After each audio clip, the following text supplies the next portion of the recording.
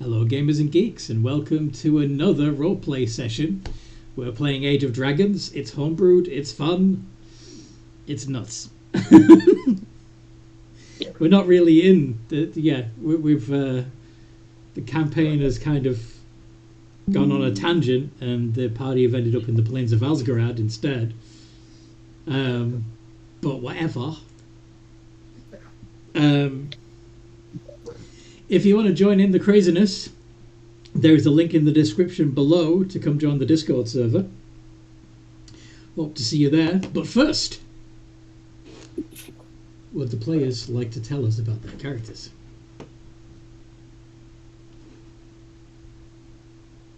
Hello. I am playing Unnamed Turtle, the were-rat turtle Twilight cleric, who is just a silly little fella. Emphasis on the little. Especially when you turn into a rat. Especially when I turn into a rat. Turn done. And I'll pass it off to the other were-rat.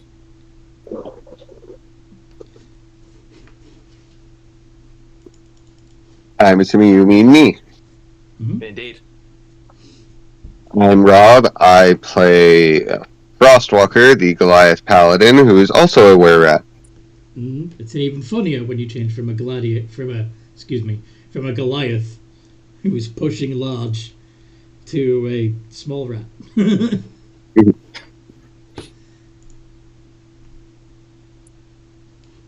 I guess I'll go. I'm Barnsey. I'm playing a gator-type humanoid. He's very, very large. His name is Leatherhead. It's a variant. He's really. Yeah. He's a storm druid and a storm barbarian. Yup.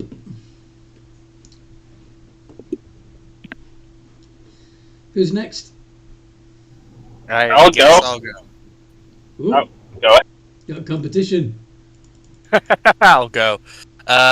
I'm playing Karma, a half-elf paladin of conquest, who is a werewolf. Ooh. Zane. Now you can go, Zane. Now you have Okay. permission to speak. I'm Zane. I play Brock, the half-ogre Eldritch Knight fighter. He's got shit intelligence, but he's here to help everyone. I pass it on to the unprepared Amanda.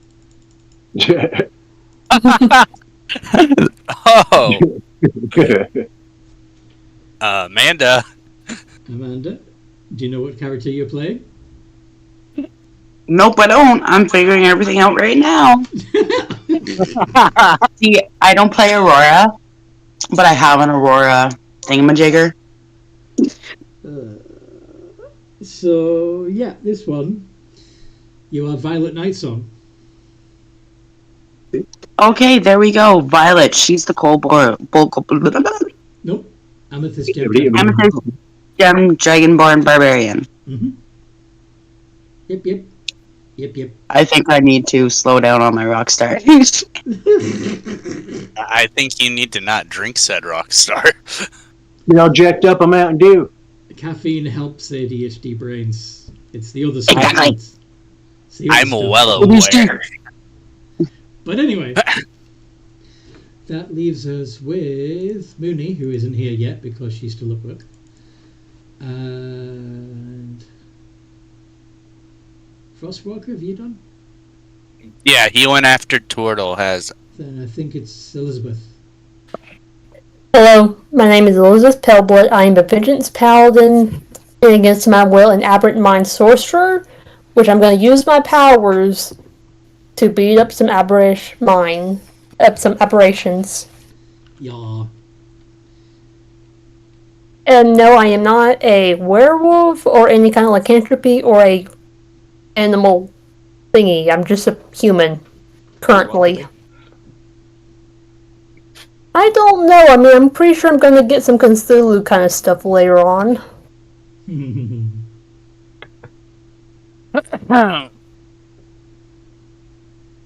either through normal progression or I just turn into a baby gray old one. Who knows? A baby great old one.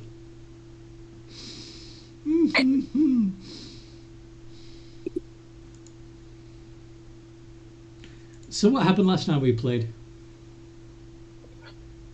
Yes, that is my job. The recap Total recall. total recall time. That's that one. D&D notes. So after finishing the party combat we had started in the session before last, we rested up a bit, got all our spell slots back. Yep. And then we got put into a new fight, or we got invited for a new fight against 2 storm giants and their pet T-Rexes. Yes. We kind of wiped the floor with them because Kinda. they didn't have anything to harm like half of our party, given that we were immune to physical. Mm-hmm. Yes. And we also stole one of their belts. Yes. Well, yeah. So yeah, that was fun.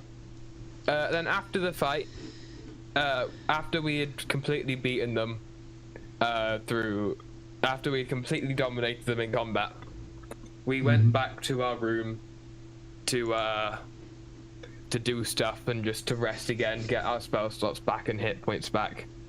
Yeah. And we got invited to a new fight, and we saw that the Colosseum, the fighting arena, was flooded, and there were 3 Aboleths swimming about. We said yes, and that's where we pinned it. Yeah. You say, And that's hell where we yeah, start we want today's to. session. Hell yeah, we're gonna squish those Gribblies. Yeah.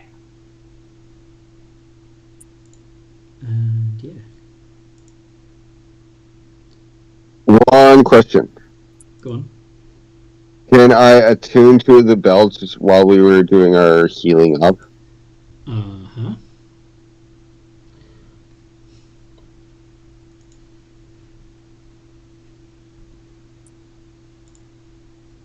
Are you hoping that the giant's belt would be a belt of giant strength?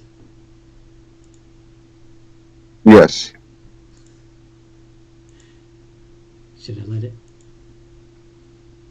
Maybe do a roll. Yeah.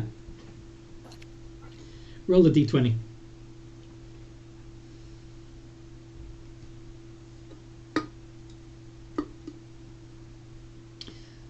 Nice. Okay. They were frost giants. Storm giants. Sorry? Yes, Oh, they're frost giants. Frost No, giants. frost, yeah. Frost I giants. need to correct that. Frost. So. It would be... I want to say it puts you to 23. Let me see. Where is it? Frost giant. Yes, would make your strength 23, which, in turn, where's the PHP? Would increase your strength modifier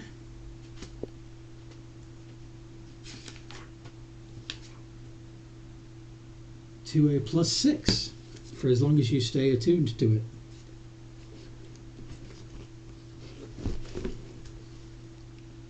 And then all the associated things go up by the +2 bonus as well. Mm-hmm. Which is pretty much your attacks, your athletics check, and your strength save. Yeah. I just did those in reverse order. Fair.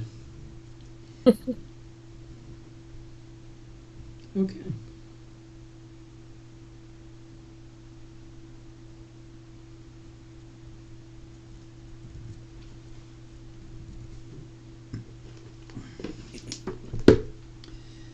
So yeah, the Mooney decides to sit this one out because they can't swim, and the player's not here. And the three of you approach the arena, which, as I said, is full of water now. What you gonna do?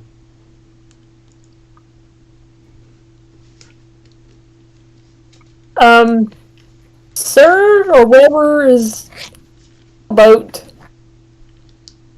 Where is boat? No, can we have a boat?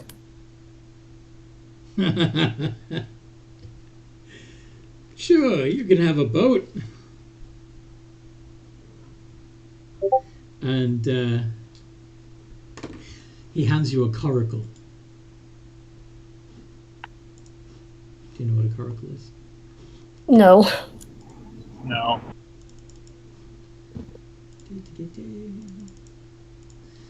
Hold on just a sec. Gotta save this updated character sheet. There we go. Alright. And a coracle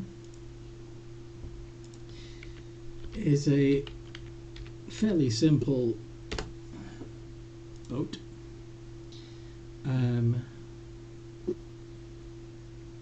Usually big enough for just one person. The idea being that you can carry it with you.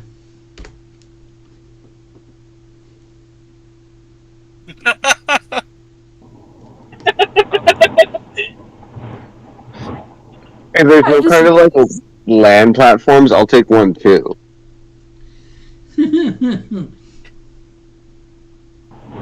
I don't think there's a boat in this world that can hold Rock.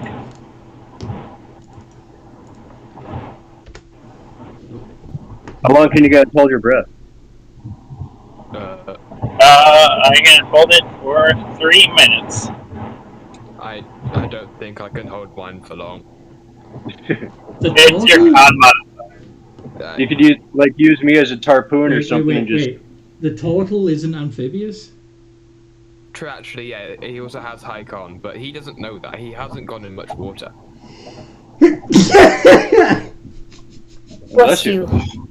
They sneezed and laughed at the same time. Okay. So what is Karma looking for, steed-wise? Something aquatic. Something aquatic. Okay. Well, it could be like a torpedo if you can hold on to me. What? I said I could be like a torpedo and they could just hold on to me. Because they know I'm a fucking gator. Yeah, but then that limits your ability to actually fight. Yeah. Yeah. If you want, I'll take you up on the offer. Heard. If you want, Karma, you can summon a giant seahorse. Okay. So, that's a good idea. So this half-elf paladin is going to be riding into battle on the back of a giant seahorse. Can I do a giant catfish?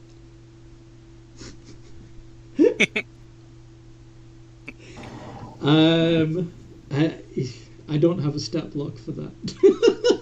No, that's okay. Intelligence is 6. Okay. How about a squid or a cuttlefish? I do have a giant octopus, which we could reflavor As a giant cuttlefish. as a cuttlefish. Yes, if you want. Or Yeah, if you- I'll cast Find Steed as well, and just give the guy back a boat, the weird little dinghy boat. Give the guy back the coracle. Yeah, with like a look on her face of like why? You said you were ready to fight. This is what we have. Trying to think of something that would be good to flavor for a Goliath to ride in the water.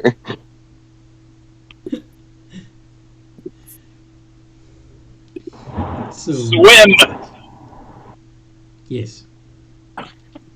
The water is about 15 feet deep, by the way. So, yeah. I'll go with the seahorse watching Karma do that and be like, that's a good idea. Karma's very smart. Okay. The 3 Aboleths swim to the far side, and one of them speaks directly into your minds. Are we going to do this or not? Yeah, let's do this, he says, slamming his shield against the ground. Let's go. Okay, I'm just so gonna be like, you're all getting into the water? Yep. Okay. Unnamed will be on rat form on Leatherhead's face. Oh, Leatherhead's face? No, not face. It'll be on his shoulders. Okay. I suppose you could sit on his snout, but, you know. You all can see Miss Croaksalot holding on to Brock's back. And it looks like Brock's got a plan. Okay. Roll initiative. Bear in mind, if you don't have a swim speed, water is very definitely difficult terrain. I noodled. It's the. So we roll with a disadvantage? No, you still roll initiative as normal, just your movement's going to be inhibited unless you have a swim speed. Alright, sounds good. +3 to initiative if you're within 10 feet of me. Plus I another assume we 2 will, if you're within 10 feet of me. Unfortunately, they don't stack. It just goes with the higher one. Oh, damn. Yo.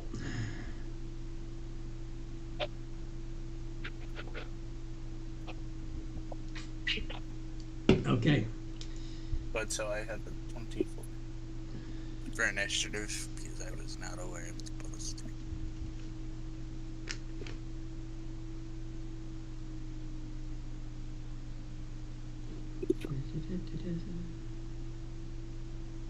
So your initiative should be a +6, is what you're saying, Carmen? No, I have.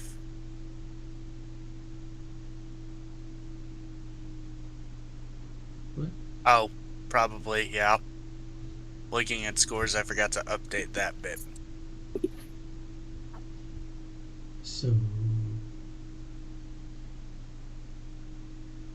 Thank you for saying something. Brock is a 29. Followed by...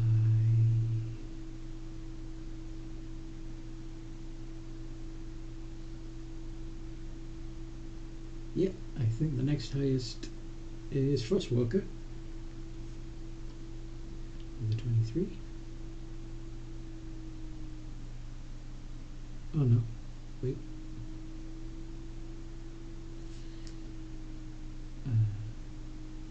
Oh yeah, that's right.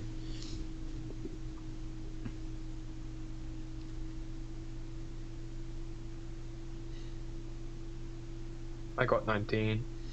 Yeah, I'm just looking at the thing. You just typed in 16 plus 3. Oh, I see. Because because it was the ad 3. Right. I just wanted to make, because I couldn't edit the Avro roll. Yeah. Gotcha. So Yeah, for that it's reason. still, yeah. So it's still Karma next. And then you. And then one of the Aboleths.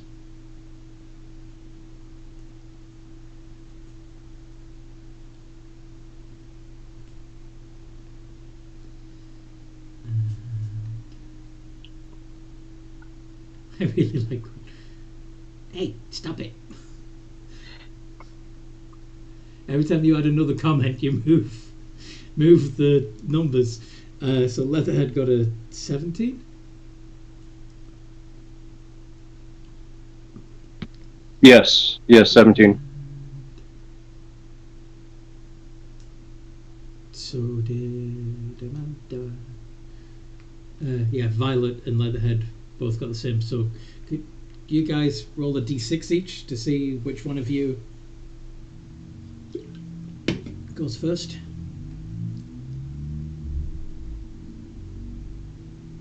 Ew. Yeah, so it's going to be Violet, isn't it? Unless she gets a 1.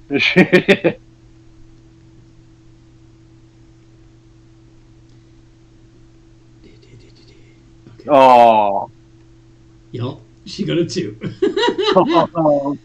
Of fucking course she did. Of course. And it would be another Aboleth. Dang it, Bobby. And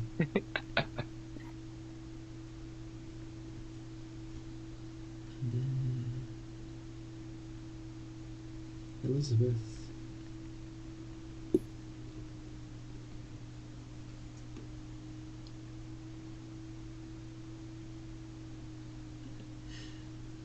And then Croxalot.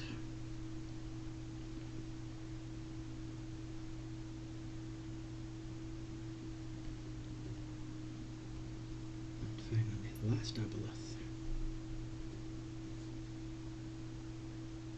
Okay. So Brock's going first. What do? Hi. So, how deep did you say the water is again? 15 feet. Okay, I'll do that next round after everyone moves and their stuff. As Brock's running, he's going to shoot his crossbow. Running?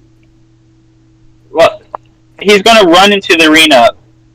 He runs into the arena and y'all watch him fall straight into the water. Do you at least fucking... He does not have swim speed. Do you at least cannonball? No, I imagine he tries to run on the water before funk.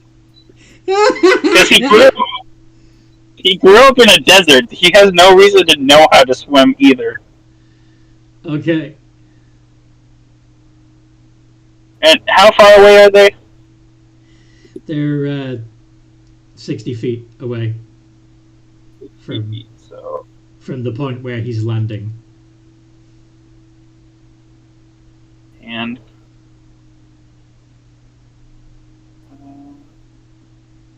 there it is. Okay, so well, underwater, that's going to be my long range distance. So I shoot with disadvantage as I'm trying to move my back that direction. You trying to fire your bow underwater? The crossbow. It's the only piercing weapon he owns. Okay. Roll it.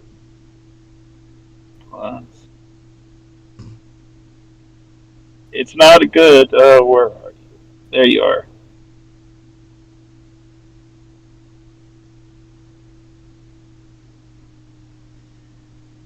$17? Disadvantage. It's a piercing weapon. Oh wait, you're right. Long range. I just said it. 17. Does actually hit. Just.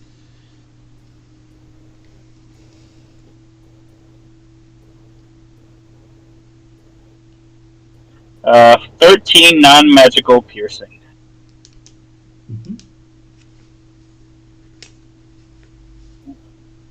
And That's his turn. I'm going to use my bonus action to reload. Okay. That's all I got for now. Frostwalker. I will jump into the water on my seahorse. Giant seahorse. Mm-hmm. To be fair, I had assumed you'd already mounted that, but okay. Okay, yeah. I would be already in the water with them, with that then. Mm-hmm. And how far can we go? Okay, yeah, you need the giant seahorse stat block, don't you? 40 feet is its swim speed. Oh, you've got it. I've got the monsters manual and I've got it pulled up on Roll20. So And I've just pulled it up in the chat.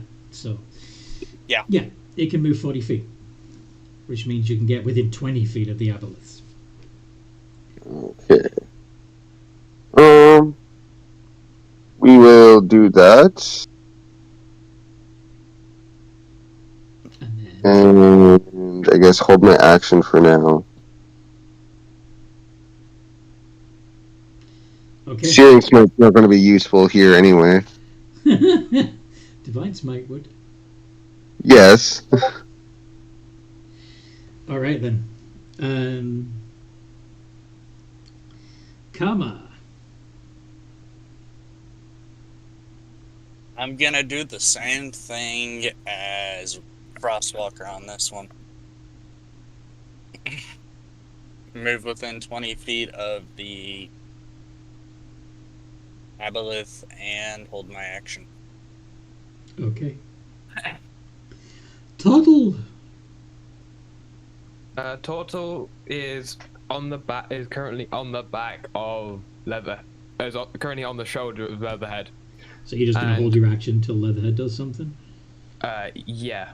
But also I'm gonna cast. So just checking, all the Aboleths are moving after us, right? Yeah, they. In fact, the first one will get to move right after you. So, how long does it? How many move before Leatherhead again? One of them will move before Leatherhead. Okay, never mind. That strategy isn't useful then. But bearing in mind that there are two closer targets.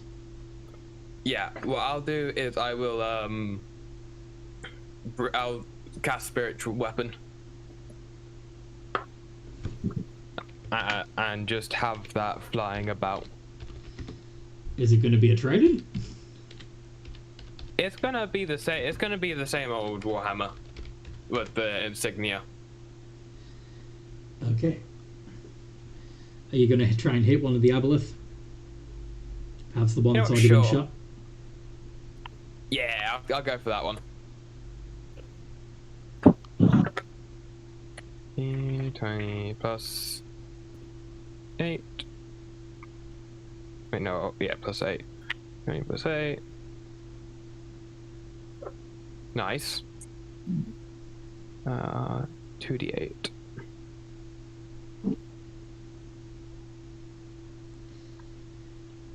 Eight damage. Awesome. Remind me, when they made their original telepathic communication with the group, who was it that spoke back?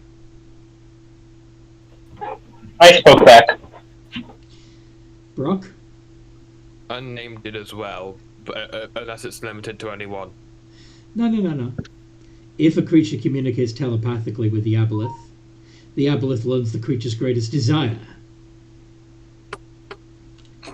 What is your greatest desire? To kill all the dragons that ever existed. And total? Memories. Do you remember who you are? Yes, remember who he is. Fair enough. Okay. So, The one that Brock shot.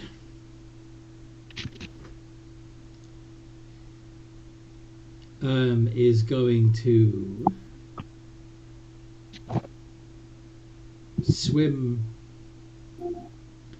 past the other two as if they are no threat to him at all. Yeah, he's going to completely ignore Frostwalker and Karma. Swimming around the arena, locking its 3 eyes on Brock. You hear in your head, "Serve me, and I can give you the power to destroy the dragons." Make a wisdom save.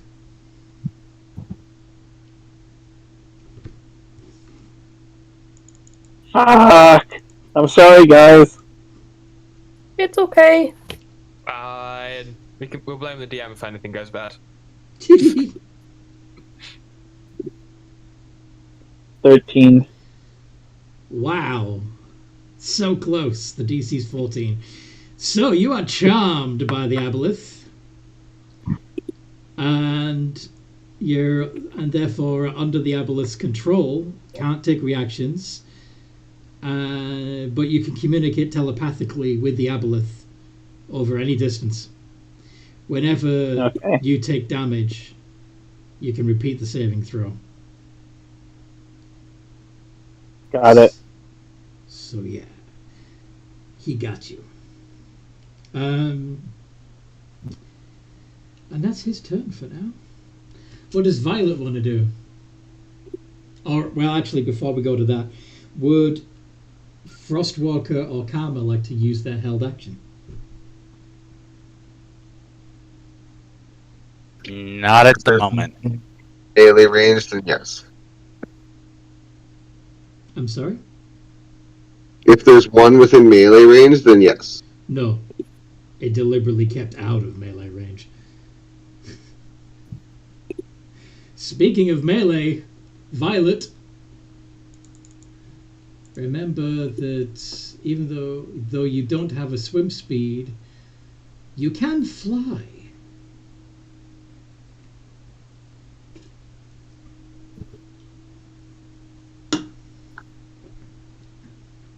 Oh, yeah. What do you suggest I do? Fly across the surface of the water and then plunge into the water right on top of the Aboleth that just charmed Brock, and then beat the fuck out of it. Okay, yeah, let's do it. That sounds awesome.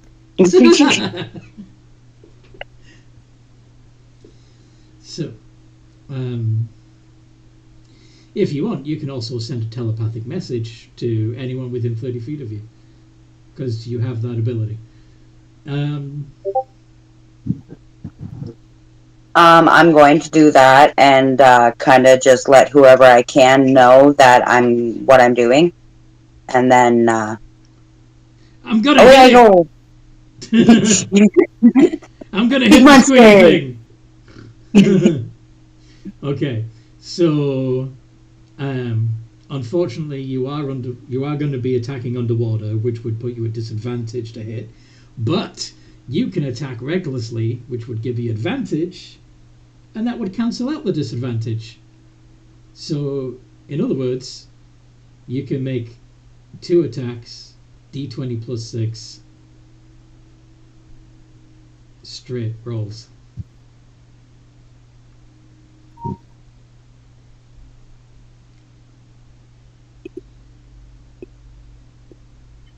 Holy shit.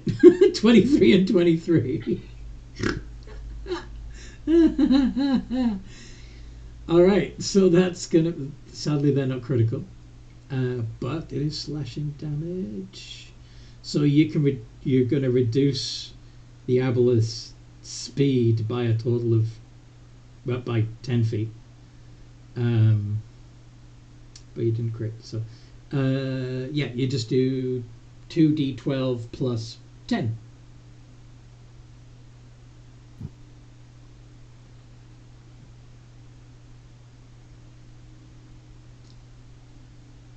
And because of your ancestral protectors, this Aboleth is going to have disadvantage on attacks against anyone else but you.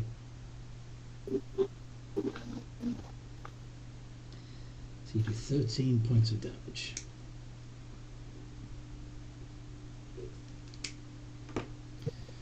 So, yeah, Violet goes flying into melee, literally. It's going to use a legendary action to do a tail attack against you.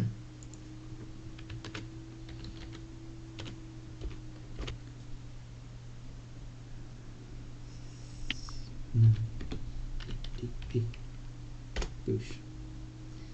Does a 24 hit, Violet?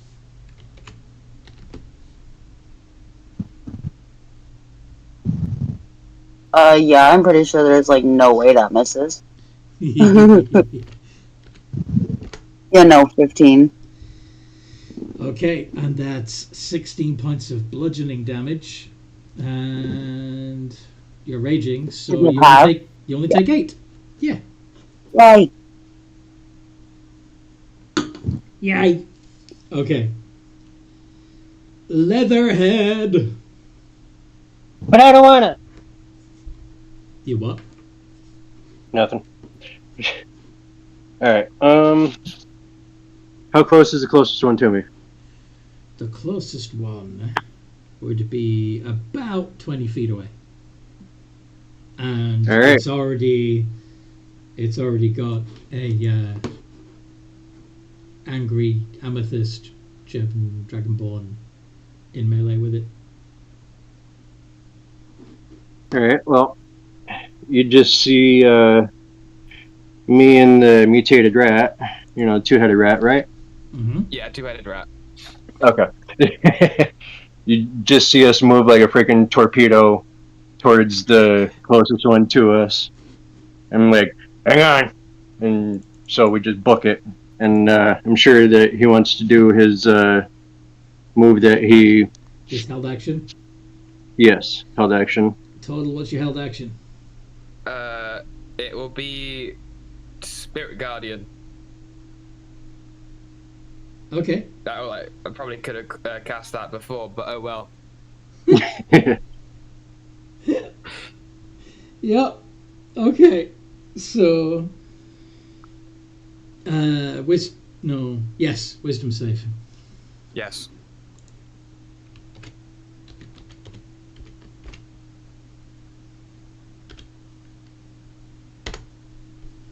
Not 20. Oof. Fails. What? No, I jest. That very much passes. So,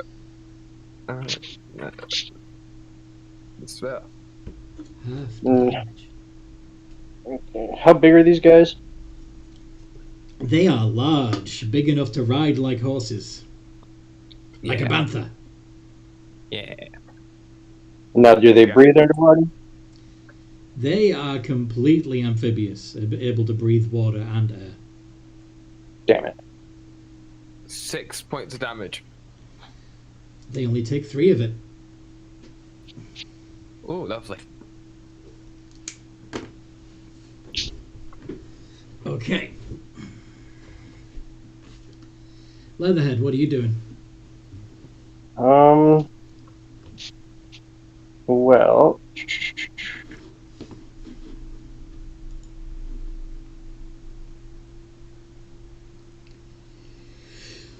You're going to bite. You're going to hit it with your hammer. I was thinking a hammer, but I mean, with the resistance and everything of the water, wouldn't that be at like disadvantage?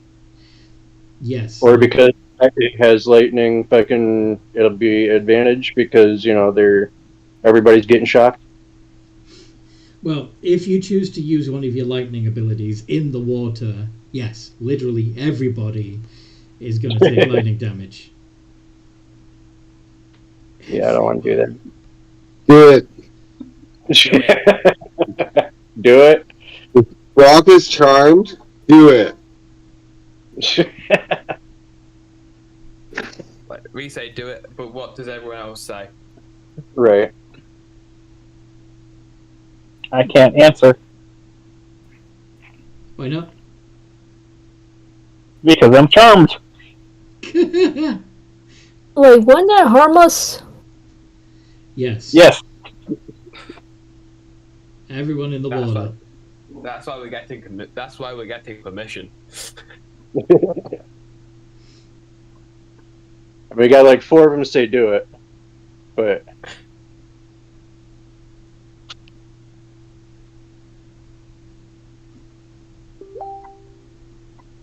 Y'all do you. they'd have to make what, a dex save? Normally, well, in order to make a dex save, they would have to be able to get out of the water. True. So I'll allow the dex save, but I'll say with disadvantage. Because I could use my my lightning hammer's lightning bolt. Okay. Fuck it. I mean, I got the okay, so. So everybody make dex saves, but with disadvantage because wet. I'm Yeah. out of the water.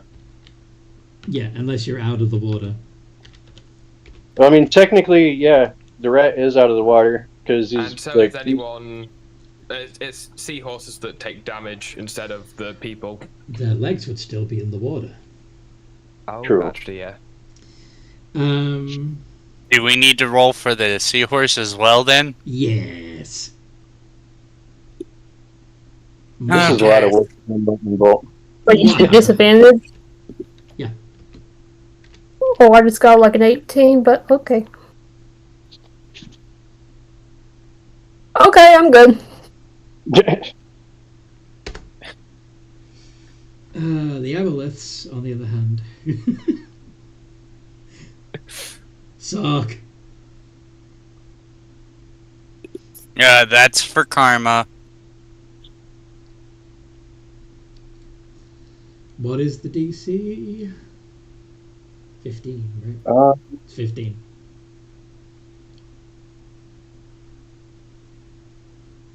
DC 13, actually. Okay. Oh, right. Using that. Yep. Oh no. Oh, no, indeed.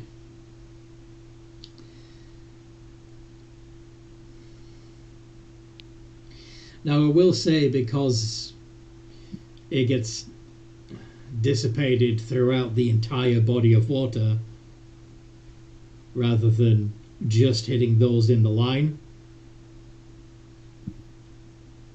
be half damage. We half damage. Alright. What is it? It's 4d6.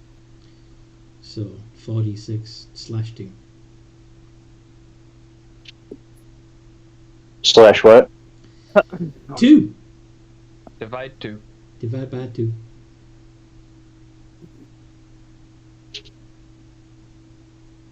$11. Okay, that'll be 5. Yep. Everybody takes 5. What about the people that, like, pass the save? You would only take 2. Okay.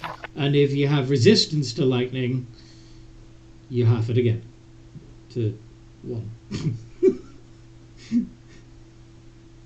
Shoot, I I mean, can't even cast the Blood of Elements. At least I got, 5 damage on all of them.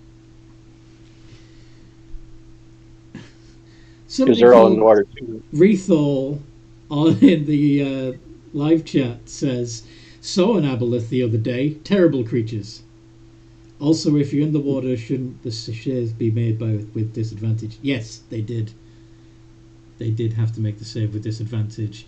Although I do notice that Rob did not roll with Yeah, disadvantage. Rob got an 18. They just rolled Oh. single first, and then. Ah, I see. Yeah. So, perfect. 18 And they all got hit, right? All three of them, because I'm pretty sure all three of them are in the water. All three of what? Yeah, all three did make the save. All three of the Aboleths failed. Oh, Yeah. okay, yeah. So, yeah, okay, So they took all 5. okay. Yeah. So it's 5 spread around. I think that's decent. Next turn. Or, well, does anybody need healing right away? No. All right. Okay. Aboleth number 2.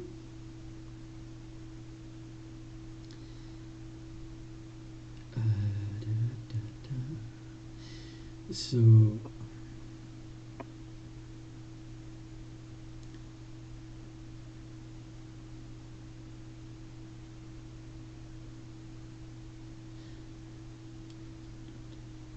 Oh. Amanda. Or rather, Violet. Almost forgot. Could you make a Constitution saving throw?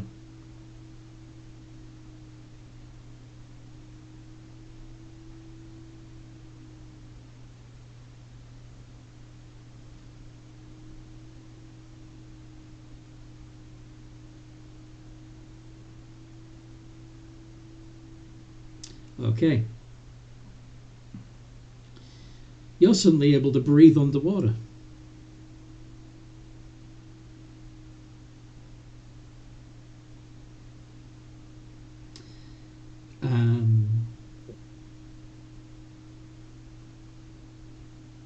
Yeah.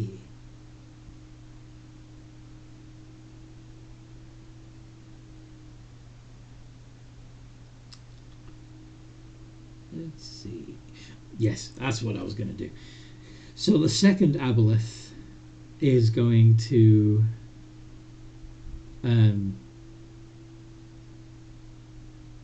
swim within line of sight of the rat, the two-headed rat, and promise you that they will help you learn the secrets that are hiding within your mind. I could show you everything you've lost. Make a wisdom save. We're safe. +8.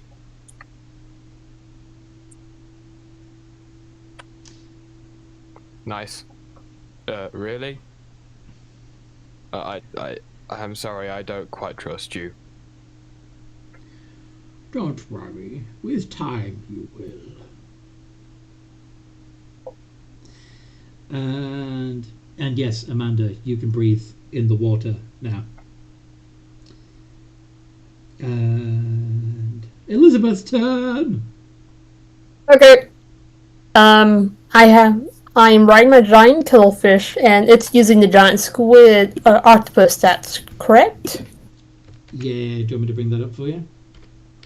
I got it, but I just want to make sure it's the right one. Okay. Giant octopus. That one. Okay. Yes, the right one? Okay. So I'm going to have my cuttlefish swim towards a Aboleth that has not been injured. Well, they've all been injured slightly by lightning. Okay, the less injured. Okay. So the one that's currently trying to hypnotize Toddle. Yep. And I will cast Hunter's Mark on it. Okay. And then yell, I'm going to enjoy killing you, Stone, in deep speech. Do it. Okay.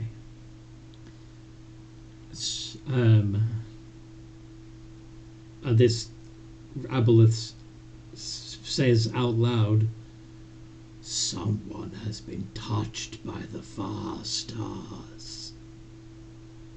Yes, that's why you're going to be stepping stone for me. Going to bonk it? Nope, wrong. Let's try that again. So, Hey, what are you R. what are you hitting it with, by the way? Holy Avenger Longsword? Alright. D20 plus. Yep. D20 plus 10.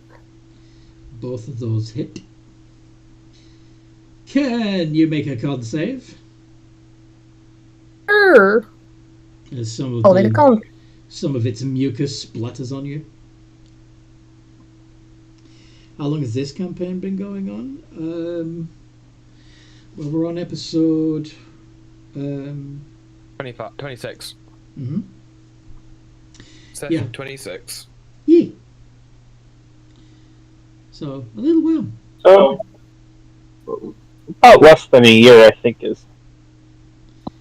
Yeah, because we play once a week. Admittedly, sometimes we've had to skip it for one reason or another. But yeah, since there's 52 weeks in a year, it would definitely have to be less than a year. But So, okay, got so you got a 21 21 for your con save, so you you don't gain the ability to breathe underwater. Okay, and I'm gonna bonk it.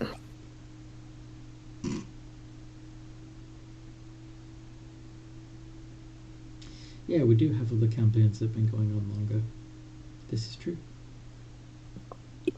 And at Hunter's Mark 36, and here comes the. I'm being called by a noodle. Hold on.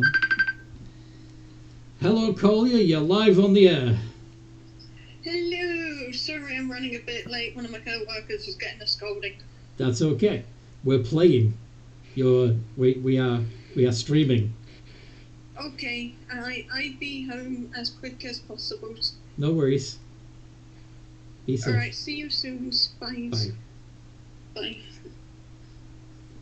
Bye. Okay. So, yes, in September-ish. Yes. True. That's the first bit of recorded history on my notes.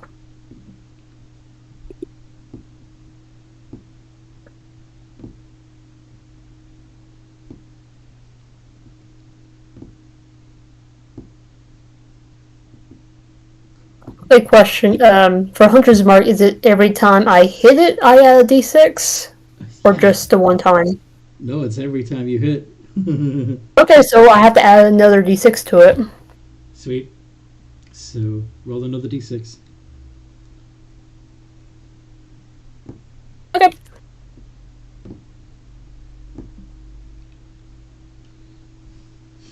So, that would bring it to 24. Nice.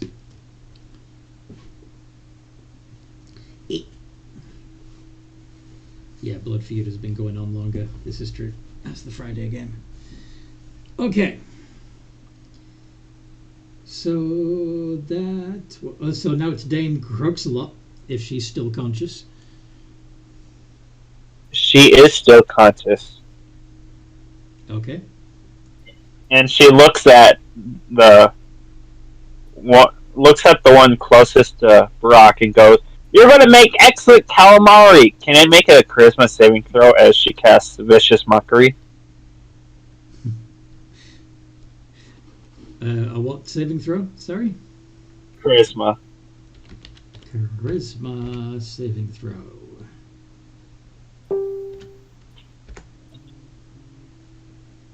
It's a fail!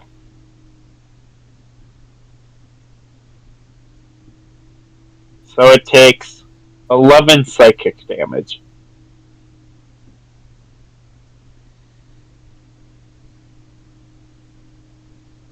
And Okay. Same target. Sorry, wisdom save. So Wisdom save. not charisma. It's a wisdom. Okay, in that case, it's a 16. That's a pass. So never mind.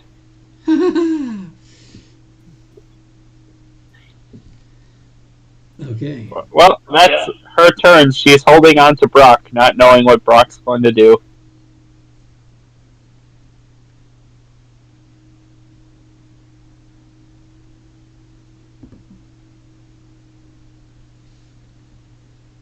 Okay. So, turn passes to the last of the Aboleths, to the third Aboleth. But I think the Aboleth that's in melee with Elizabeth, the one with a 0 for initiative, yeah, the one that got 4.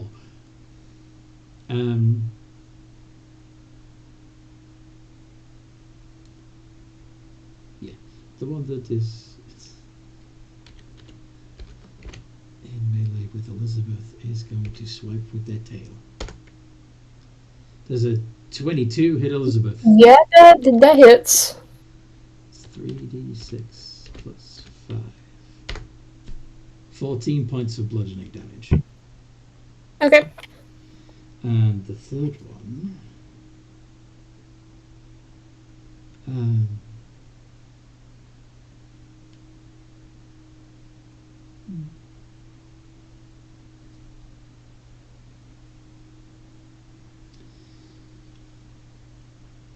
is going to target Leatherhead with their enslave ability.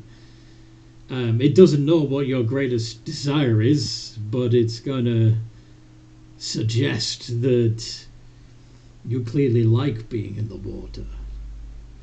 You could be in the water a lot more if you joined with us. Make a wisdom save, please, Leatherhead. I mean, I'm already an alligator, so when I get the chance, it's a give and take. You know, sometimes I like it, sometimes I don't. Right. What's the what am I doing? Wisdom. Wisdom. Wisdom save DC 14, please. And mine's a plus 2. Yeah. 13. Yep, 16 Well, is a pass. Yeah. So. No, I'm good. I mean, I'm already a gator, so I just want to kill you. You can be so much more. No, I'm just gonna kill you. Okay. Rock. Now I'm assuming I have to attack my allies. I'm sorry? I'm assuming I have to attack my allies. Well, unless you want me to actually take control of the character. Or do you feel more I'd like to. Sorry? I feel comfortable enough to do it. Okay, go for it. So, Brock had this plan originally. He was waiting. Did you take damage from the lightning? I did, and I made the save and failed on a 10. Fair. Yeah. So, Brock's going to cast Enlarge Reduce on himself. Mm-hmm. So that he's big and he's close to everyone, because he stands at 18 feet tall, so he's above the water. Mm-hmm. And as he does, he's going to use his bonus action. He's literally head and shoulders above the water, yes. Yep. Bonus action to conjure his greatsword. Fun. And he's going to action surge. Fun. And he looks at Leatherhead and says, "You should really join us. It's fun." And I go, Nope, I'm good. I'm swimming right now. You Just keep swimming. Swimming, swimming, swimming. What do? We swim. Wait, do I have advantage because he's not expecting it? No, cause you announced No. it. Okay, just had to double check. I'm assuming only a 25 hits you. Yeah, I think I'd be on guard a little bit more since, the guy injured my head the first time. You know. Well, So Yeah, yes, so only whereabouts are you hitting? Because there's a real possibility that it hits me as well. That I take the hit. we can play it that way. I imagine it's coming straight from below. From below? Ah, okay. How? No, yeah, it would have to come up from above, yeah. So yeah, the 25 is the only one that hits, but would yes. Yeah. If you want to, you can split the damage between Leatherhead and Turtle, or you can just attack Leatherhead. I think his main focus is Leatherhead because it denied the others. Well, so did and insulted them in the process. So did Turtle, but yeah, go on. 19 points of damage to Leatherhead. Also, I think he's also aware he can't hurt the rat. I just realized that again. And yeah, you're attacking with what now? Great sword. So it's non-magical. It's non-magical. Okay. And Leatherhead is raging, yes? See? So you take 9. Yay! I'm at 60. This, imagine this is how Brack rises from the water. Hear me! Yay! We're terrified. Nope. Hugs. Yay, hugs. So, initially, Mooney the bear decided to sit out the fight because they couldn't swim. But now it looks like Brock, one of your friends and allies, has turned against the party and just attacked Leatherhead.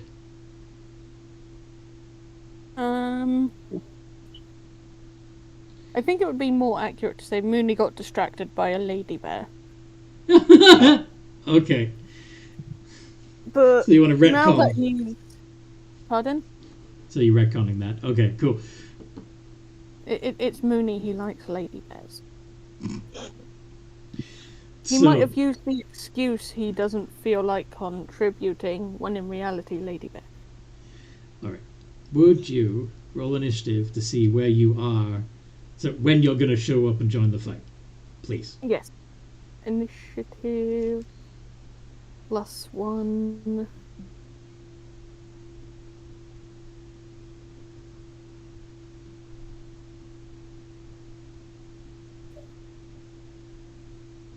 I am in the wrong channel.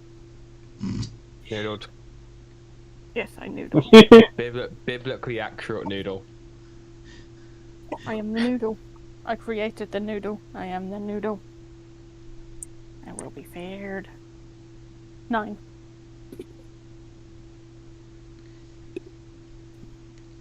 Okay. So that would put you... That's a pretty good balance, actually. Okay.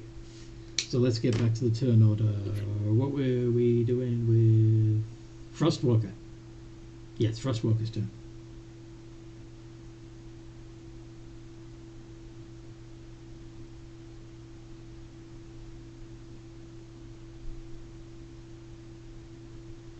And how far away are they all now? So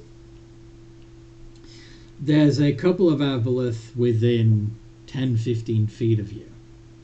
one of which is engaged in melee with Violet, and the other with Elizabeth. And the third is a little further away, that isn't engaged in combat with anybody yet.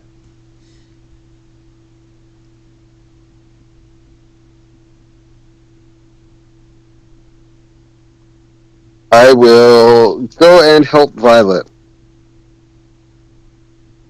Okay.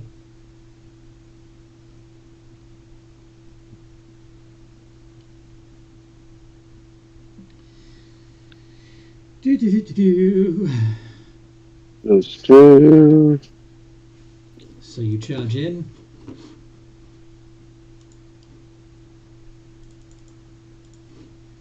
Get one attack on the Aboleth that gets through. And could you make a con save, please?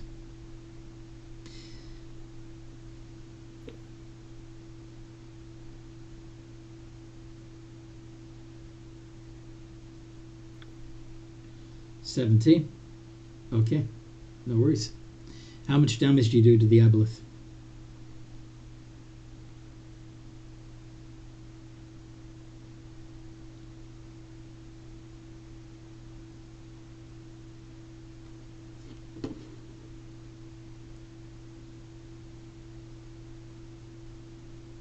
And I will add any level 2 Divine Smite for 3d8. Fantastic. Somehow, they only take 16 points of that.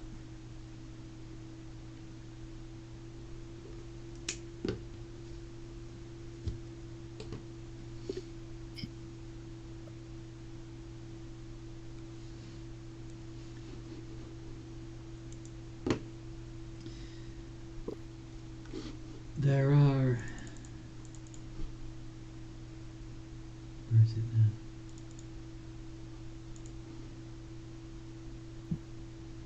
Ghostly Dragonborn holding back your attacks.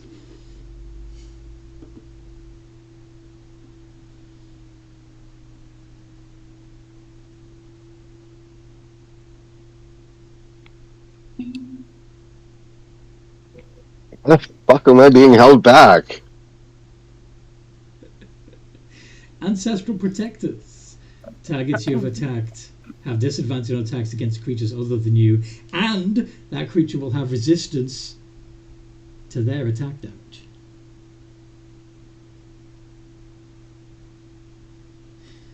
So as long as the Aboleth is in melee with Violet, they have resistance to anybody's damage except Violet's. Ooh. Well, crap. And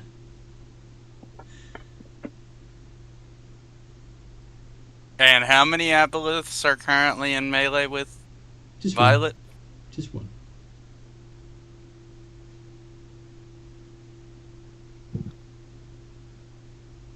Yeah, she's a dueling barbarian. That one's mine. Swashbuckler barb. A little bit.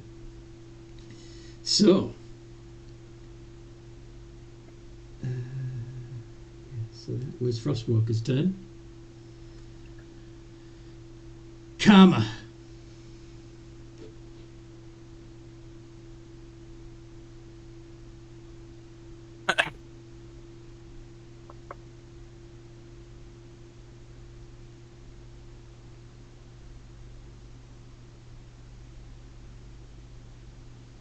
What's the nearest one to me? How far away is it? Probably the one that Frostwalker just attacked. But there's also one that's being attacked by Elizabeth and a third one, and they're all within 20 to 30 feet of you. They're all reachable. I'll go help Elizabeth. Okay.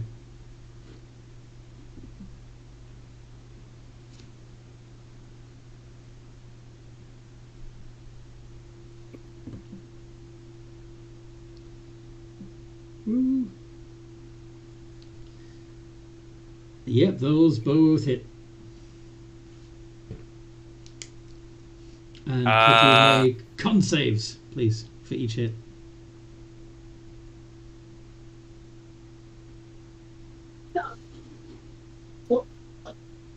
As you splatter, as mucus splatters against you.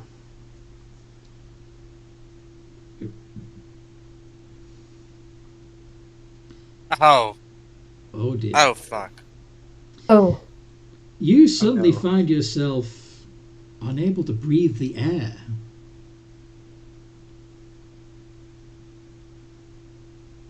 Because you have your head above water, don't you?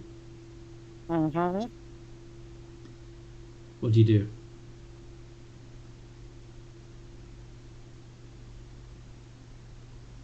If I can't breathe air, I guess I'll have the seahorse go further underwater. You're gonna dive. Yes, essentially dive. See how much damage you do anyway. As the hits already went. Second level smite on the first attack. Okie dokie. So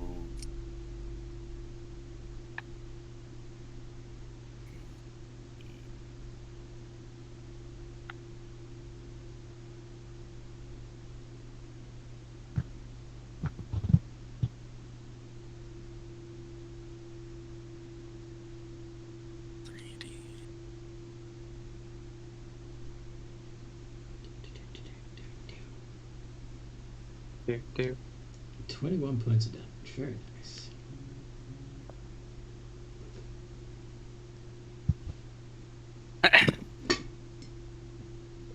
and that'll be my turn.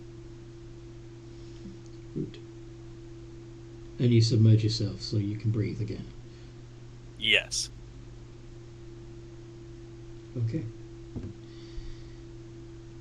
And it is Toddle's turn. Total shout. Total shout. Total shout. So, who looks like they're going to be attacked before? Okay, so actually no. Sanctuary won't be useful because everyone attacks. Everyone moves pre Aboleth. So what I'll do is I will just Moonbeam on one of Moonbeam. The one that tried to mind control me. Okay. Moonbeam. For the highest level I can, so 4th level. I can. It's a con save. Okay. That is. Plus 6.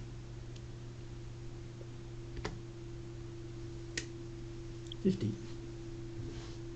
That is a. Meets it, beats it. That is a meets it, beats it pass. Yay! Woo! So half damage. Yeah. So that will be 4d10 divided by 2. Yes, thank you.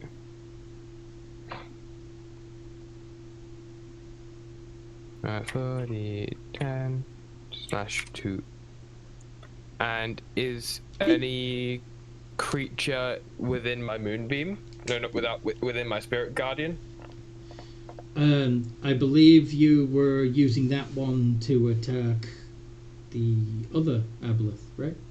Yeah, but if they're in my spirit guardian, spirit guardians. I thought you meant your spiritual weapon. I'm sorry. No. No, they're. Oh, wait a minute. You did move into. Yeah, you did move into melee with the same one that. Yeah. So that was probably missed on their turn. I neglected to remind. 48. 20 damage. Except it's the yeah. The Violet's attacking. So. 10. So 10. Yeah. Oh wait. Oh, that was a misclick. It's meant to be 3d8. Okay, so minus 8 would make... Okay, that works too.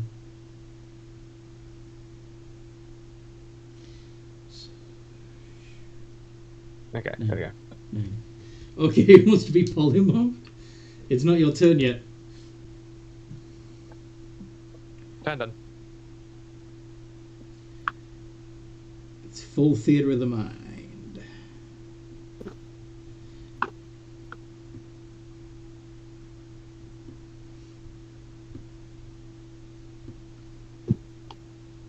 Okay. And yeah. So that was total. And now the Aboleth. The Aboleth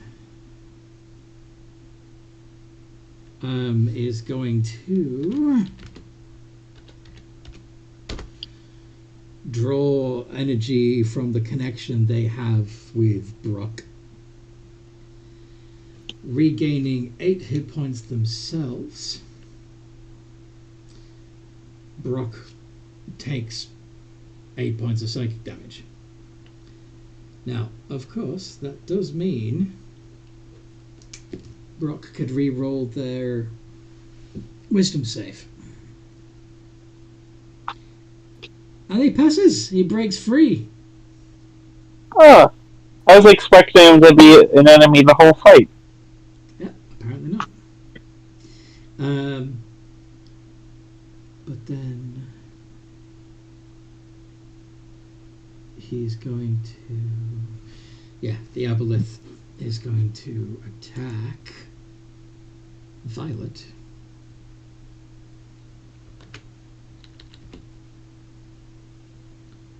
Three d20 plus 9 with advantage.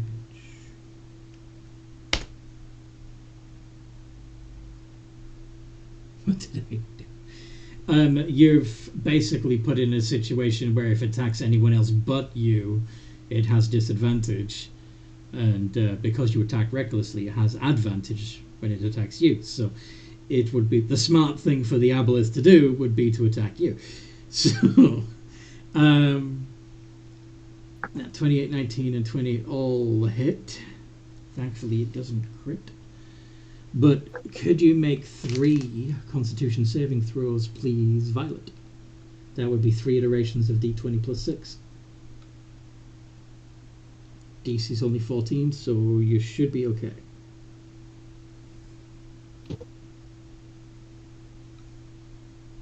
To do that, do I just do 3 d20 plus 6, or do I do 3 space d20 plus 6? Well, hold on. I will show you the formula. And do I do 2 R's? Yeah, and because you get an extra plus 3 from Frostwalker, it's actually going to be... I guess it's just the regular roll, eh? I thought this was damage for some reason. No, it's a save. Yeah, so you just roll it like a... Just give Mummy 1 second. Copy. So you just roll it like an attack? Like a 3-rung attack? Yeah, it's 3 iterations, because you got attacked 3 times. There we go. Oh. Oh, okay. Yeah, okay. I understand. That was kind of silly. No worries. So, yeah. 15, 13, and 12. No, I included the plus 3. Oh, she didn't. Yeah. So, yeah, that would be 15, 13, and 12. So the 13 and 12 both fail. So, however, for the next minute, you don't notice anything. So, yeah, don't worry about it. Everything's fine.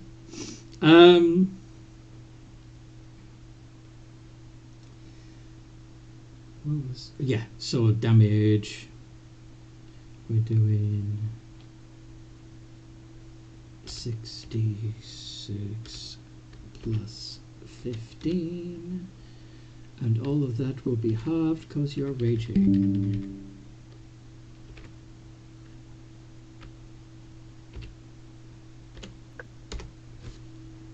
17 points of damage.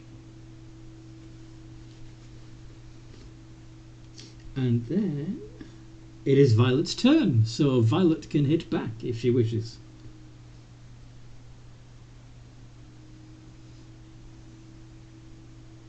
Well, that's not nice.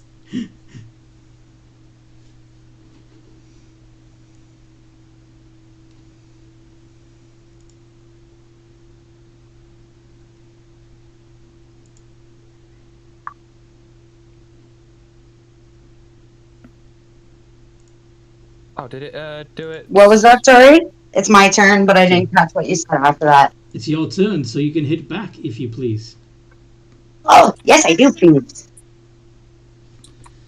Oh, yeah. Yeah, that's a good point. Yeah, Frostwalker and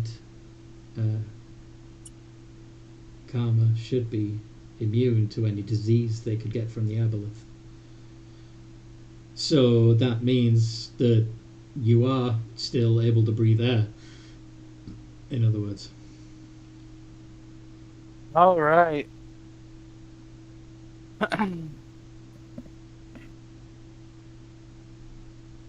We did Did do it? the... Oh no, I'm getting confused. Ignore that. Okay. Anyway, So I just do the attack? Sorry, my child was yelling at my cat. yes, you can attack the Aboleth if you wish. Yes, I'm going to do my attack with It would be a straight roll my great knight. because you're still underwater, so it would be a disadvantage. Okay. Good thing you said underwater, because I was about to mention my breath weapon. I mean, you can try. That's not going to happen. That can blow up in my face. Oh, that sucked. Okay, so you got one hit, and Can I re-roll that one? Isn't that something I can do in something? normally yes, but because you're fighting underwater, no. Well, that's not fair. So, leave Michael Jackson's chimp out of this.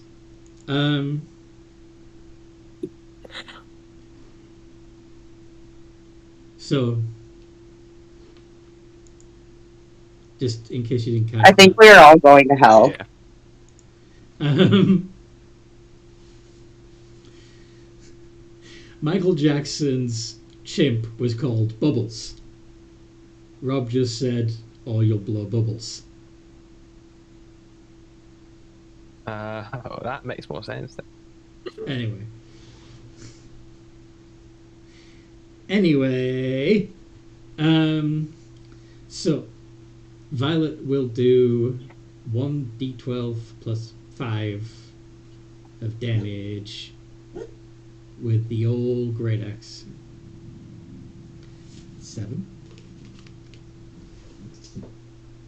What are you growling about, Toby? Oh, did one of the bags fall on you?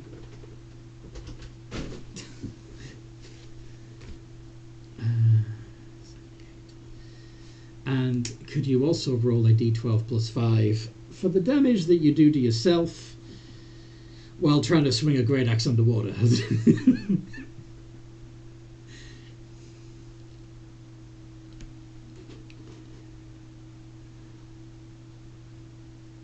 Okay. Thankfully, you are still raging, so you only take 8 points of that.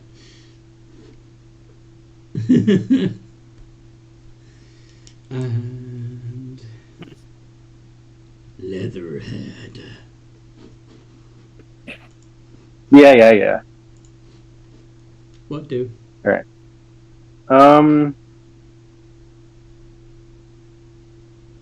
Question. If I were to, like, dive, would I be able to keep the rat in my mouth and, like, until we pop back up again so he can breathe and not hurt him?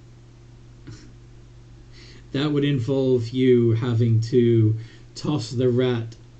Wait, actually, it's not on your snout, is he? No, he's on his shoulder. Okay. You're not going to be able to reach him. The rat can breathe as well, to be fair. Yeah, but you don't know that. Yeah, and I specifically stated I'm that back. I couldn't. That's good. Okay. Give me hugs. Hugs. The Leatherhead. Does Leatherhead know that turtles can breathe water? No, the turtle's what? You cut out. Turtles can breathe water. Would Leatherhead know that? I mean, I'm pretty sure. He's amphibious himself. He can. Well, he can't breathe underwater, but he can hold his breath for a damn long time. Roll a nature check for me. Nature? Okay. What is my nature? -1. God damn it.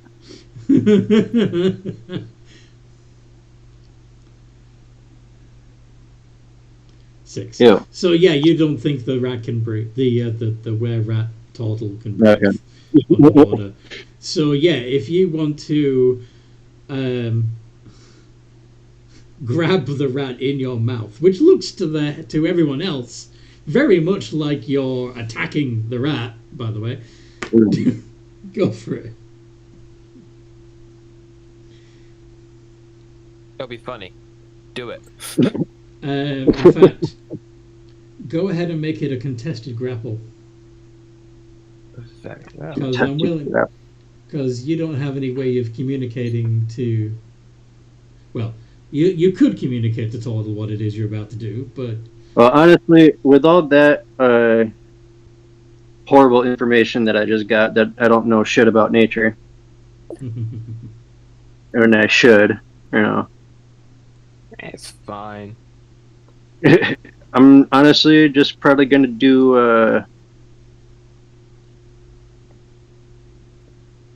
Thorn Whip. Thorn Whip on whom?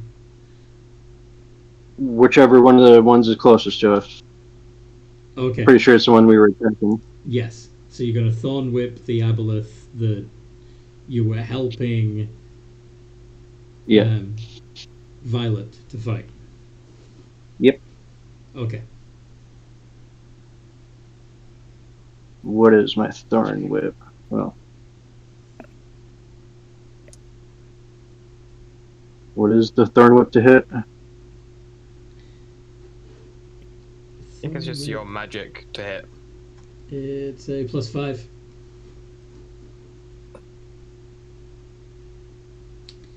$14 does not hit. What? Okay. Okay. Anybody need healing real quick? No. The Aboleth could use some healing. Yeah, fuck that up. I'm good. Alright, then,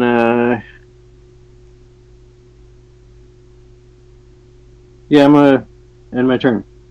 Alright. Second. Why not? Be interesting babies. Interesting babies. Ew. Okay.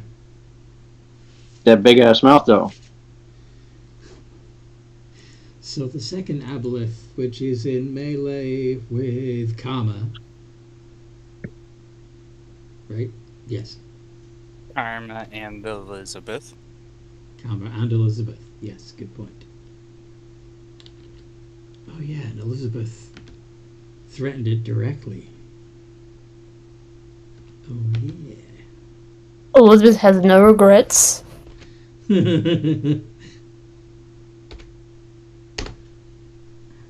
15, 21, 13, and 18. Those are terrible. Only one hit. Only the 21 gets through? Yep. Yeah. Oh wait, meets it, beats it. Your AC is 19, isn't it? No, I'm wearing mithril armor. I probably didn't give you the updated sheet with the stuff we got from the genie. Right, yeah. Okay.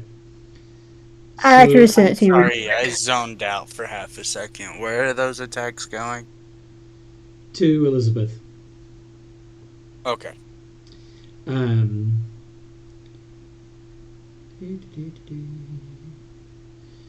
So, it is going to be 2d6 plus 5, 13 points of bludgeoning damage, and could Elizabeth please make a Constitution saving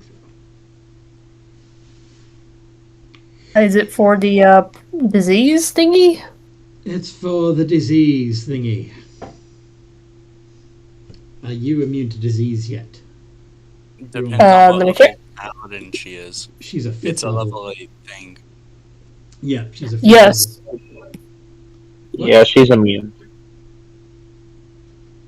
Do you have the ability Divine Health?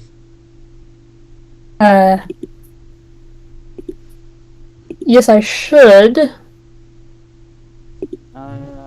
It's a 3rd level thing. 3rd level You thing. get. Okay. Yes, I have it. Then cool. I misspoke. Yes, 3rd level. Sweet. Then yes, you don't get diseased. You're fine. Okay, let me just... minus 13? Okay. And yeah. So now it's Elizabeth's turn. She's gonna look at the Aboleths that has hurt her, and I imagine that's the one that has her hunter's mark on it. Yes. She's gonna hit him a lot. Okay. And let me check to see something real quick.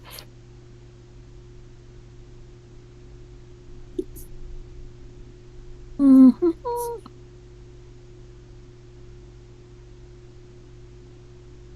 Yeah, it's better I just don't do divine.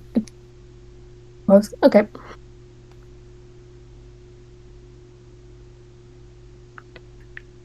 Yes.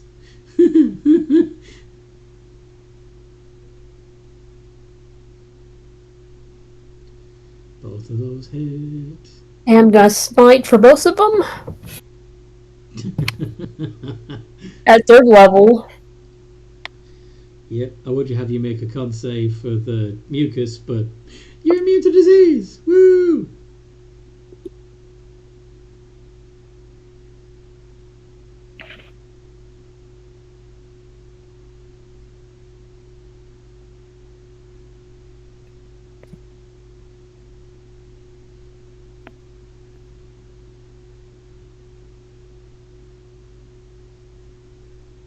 And then also add hunter's mark. Yep, roll all the damage. Roll all the damage.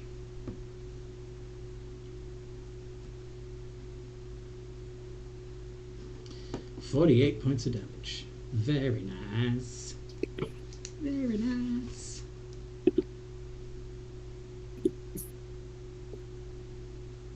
Okay. That one's looking bloody now. So, it is now Dame Croxalot.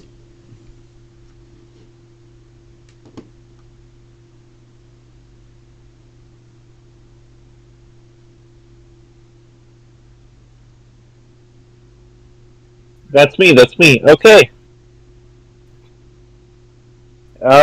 What would you like to do? What would Dame Croxalot do? Dane Crooksalot will use Fairy Fire. Wait, furry fire? Fairy. Furry. Fairy. Furry. I don't think we want a furry fire. In Dame Croak's case, it would be Scaly Fire. It would be Scaly Fire, yes. So you're gonna cast... I assume I can only hit one of them with it, so a dex save, please.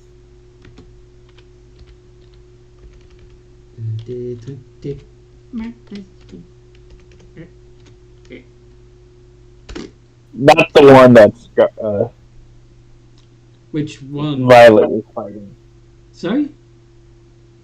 Any of the two that's Violet isn't fighting. Okay, the one that looks bloody that Elizabeth and Karma are fighting, or the one that's relatively unharmed besides a small lightning burn? Relatively unharmed. Okay. What color are they glowing? They are glowing a pink. Bright pink. Because she got her power from her love. Oh. Okay. That's her turn. Fantastic. Mooney! Finally, the bear comes ambling up to the side of the arena that's been turned into a swimming pool. What does Mooney do?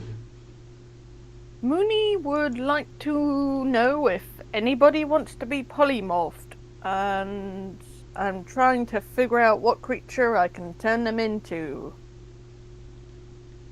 Anything that's CR8 or lower. Yeah, I was thinking sperm whale, but I'm not sure if the stat block I've got up for it is the 5e one.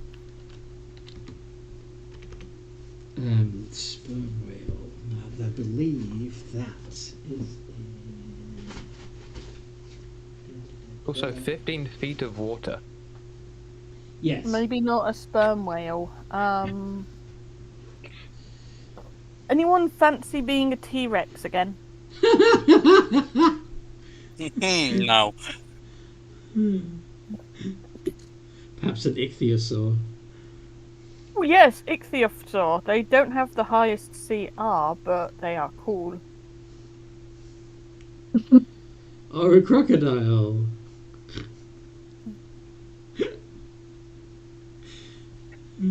Alligator. Who wants to be a crocodile? Ooh, ooh, ooh. Really? Are Just you kidding, already one? I'm an alligator, not a crocodile. But no, I'm just kidding. Giant crocodiles are huge, which would make you bigger than the Aboleth. Ooh. Mm-hmm. So that means I could bite him this time. It'd be the same size as Brock. Okay. Then Fuck it. crocodile is a which CR is it? CR5. Okay. He's big.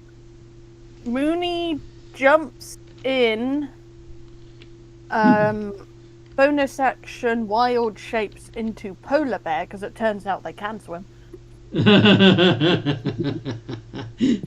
Sticking with your bear theme. And polymorph. Leatherhead. Using. Leatherhead. Yeah, sorry. First, I will polymorph Leatherhead into a giant crocodile, then bonus action into polar bear. Sweet. You have the polar bear stats, I take it? Yeah, I hope I didn't accidentally click off then. Click off then. You have it. Okay. So, that's your action and bonus action and your movement. Woo. Yeah. Woot woot. So, where are we? Oh, yeah. Now it's the other Aboleth, who is going to take note of your existence, telepathically say to you, "What are you exactly?" Mooney is bear. What is you? You smell like a big fish. What is Mooney's greatest desire? I don't know if Mooney has any great desires. Is it simple bear stuff? Probably, yeah. You just look for the bare necessities, those simple bare necessities? Yes. Greatest desire is friends and bear stuff. honey. Yes. Okay. So it's gonna say, if you and I were friends, you could have all the honey you could eat. Make a wisdom save. Okay. Mooney's wisdom is +6. Oh shit, yeah, because you're a druid. Yes. You say that, watch me roll terribly now. Do it. Now you got it. Do it. Is she within 10 feet of myself or Rob? 16. They're fine. They don't. But yes, they would have the extra +3, but don't need it because she passed. But You are Mooney not you are not enslaved by the Aboleth. Well done. Mooney would go, why? How would you have honey in water? Honey comes from bees on trees. We have special bees. Says the moon bee bear thing that's just jumped into the water. And turned into a polar bear in the process. Yes. Anyway, Brock. Rock's going up to the uninjured one. Okay. And Brock's going to attack. We have our bees. No, they're apple bees. Corny. 18 and 21. They're a special ghostly insect called boobies. 18 and 21 both hit. Could you make 2 con saves as you get I split? can. Shit. I forgot I have that. Fuck. Okay.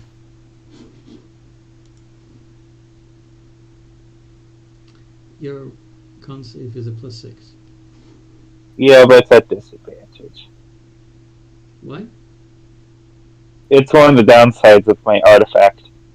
Oh, I interesting. have this on strength and con saves because I'm sick.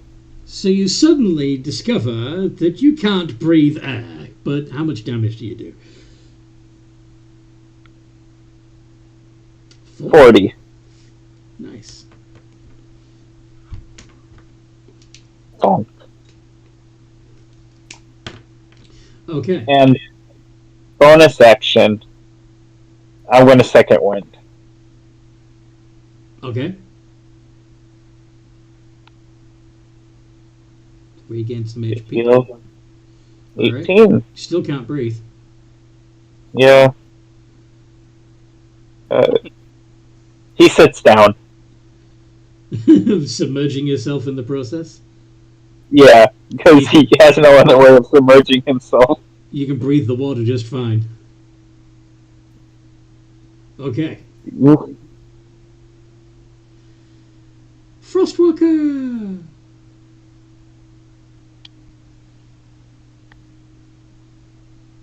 I'm torn. I want to keep attacking this one, but he only takes half my damage.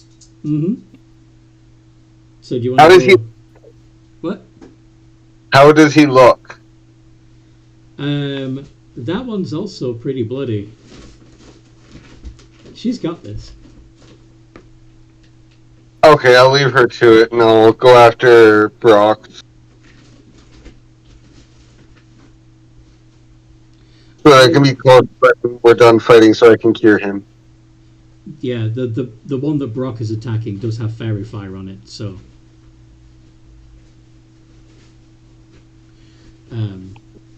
of course. And Brock is free of the mind, and Brock is free of charm as well. Yeah, Brock is free of charm. Yeah, he is not suffering from mind goblins. What's a mind goblin? What's a mind goblin? Yeah. You won't trick me, Satan! Anyway, I'm assuming bastard, you do not disengage because you want to use your action to attack. So it thwips you with its with a tentacle as you are moving away from Aboleths. Disadvantage? Oh shit! Yes, it does have disadvantage. You are correct.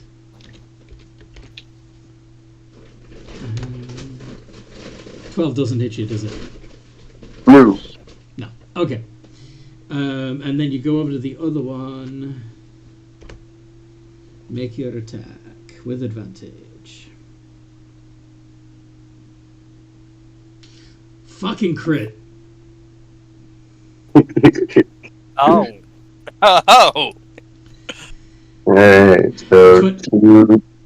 And you're immune to disease, so there's no point in doing con saves. But yeah, both of those hit, and one of them is critical. This is going to be fun.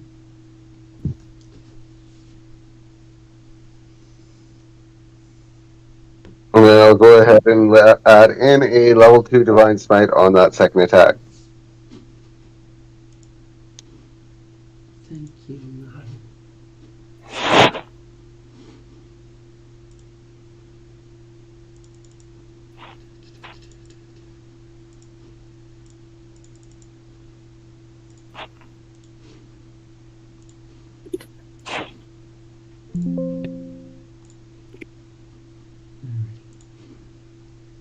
75.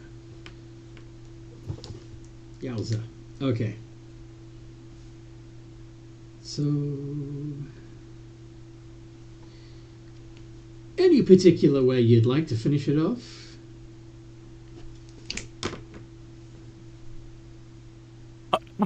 I'm on my seahorse, so I guess like I slash along the side of it.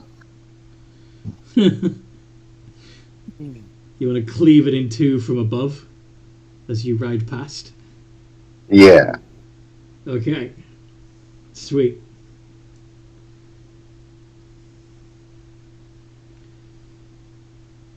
The water turns murky with whatever passes for Aboleth blood. And turn passes to Karma.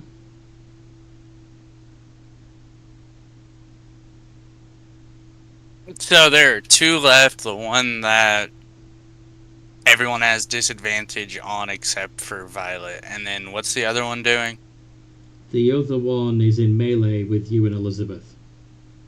Oh, right. I got mine confused. The other one's still with me and Elizabeth, right? Cool. More of the same? Go for it.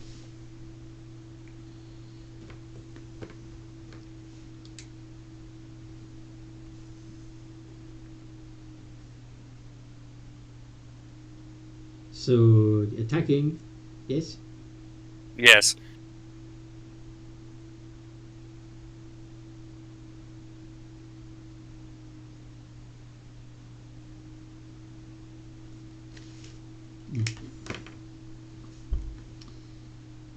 And, yep, both of those hit.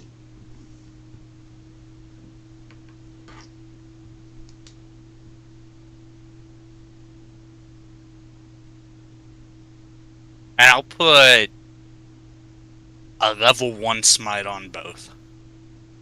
Okay. 38. Another one bites the dust. How do you want to finish it off? I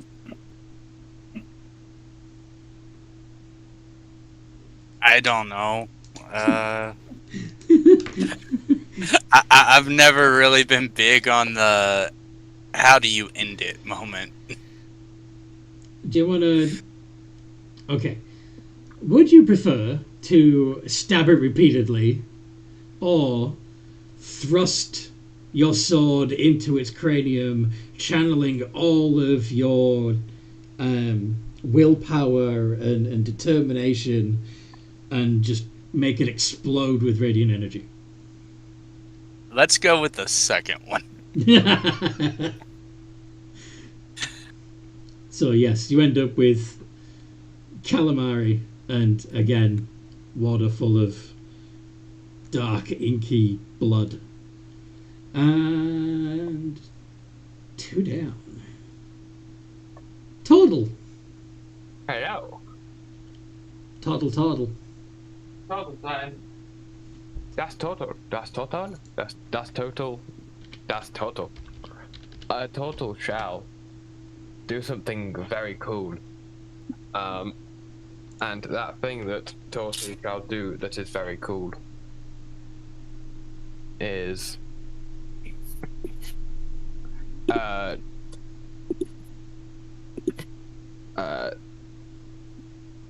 drop get rid of his it will drop his spirit guardian. Okay. And then do and then drop another moonbeam at 4th level. Okay. Onto the one that's the one that's living. And that's a con save, is it not? Yeah, it is another Constitution saving throw. 10 points of 10. No, yeah, it fails. It got a 10. Nice. So, how much damage do you do?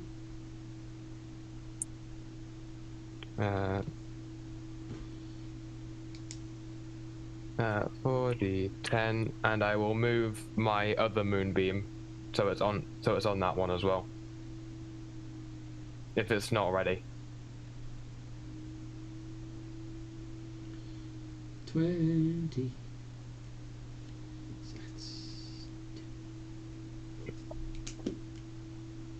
Oh, you got a set. Yeah, you're concentrating on. Yeah, 2. I've got 2 up. Okay. So for the second moonbeam,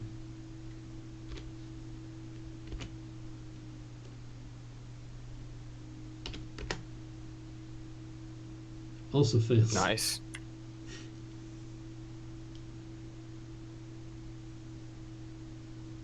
$26. Nice.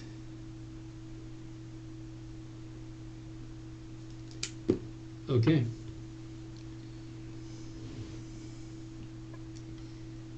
Every little bit helps.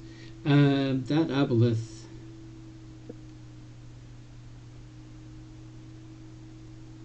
is, well, psychically communicating. No fair. We're supposed to be mighty. We're supposed to be gods. Older than gods. We're supposed to be beyond your mortal ken. And he's going to slap Violet 3 times with his tentacles and miss most of them because he's having a tantrum instead of focusing on hitting. 2d6 plus 5. And you only take 6 points of damage from that, Violet.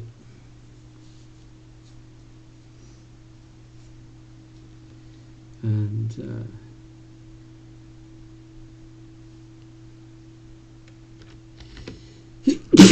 out of pure belligerence, it's going to use a legendary action tail swipe as well on total, but gets a 16. Does that hit? That doesn't hit. That's what I thought. Also, I am on the center of. I am basically in the middle of. Yeah. The landmass that is. Leatherhead. Leatherhead. Yes. Yeah, he's got a 10-foot reach with his tail and his tentacles. So, but yeah, it's fine. No, true. Yeah. So, but that's its turn, and now it's Violet's turn. Does Violet want to get violent? I always want to get violent. Fantastic. Turn violent, man. 2 iterations of D20 plus 6.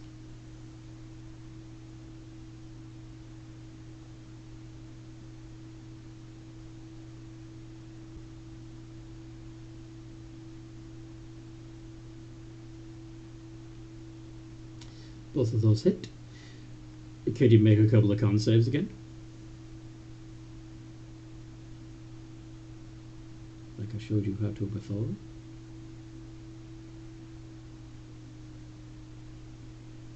But this time 2.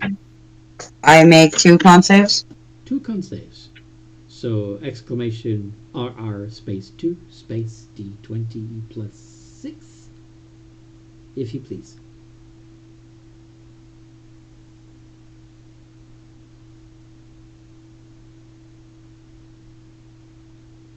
Okay. And actually, with the proximity of the other of the paladin, that would make that a 26 and an 18. So, yeah, both of those pass. Although, didn't you already get the breathe underwater thing? You did, didn't you? Yeah. Anyway, how much damage do you do? It would be 2d12 plus 10.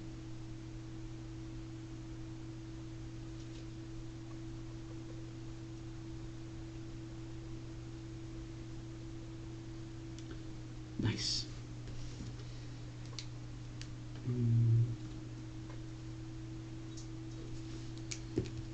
It is now looking very badly hurt, feeling very sorry for itself. Leatherhead, would you like to finish it off?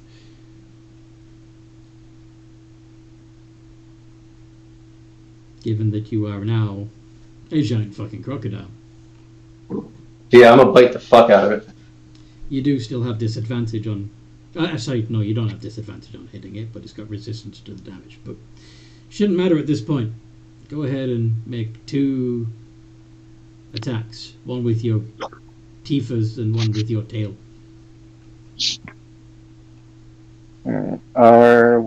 What is it? A plus what? So exclamation RR space 2 space D20 plus 8.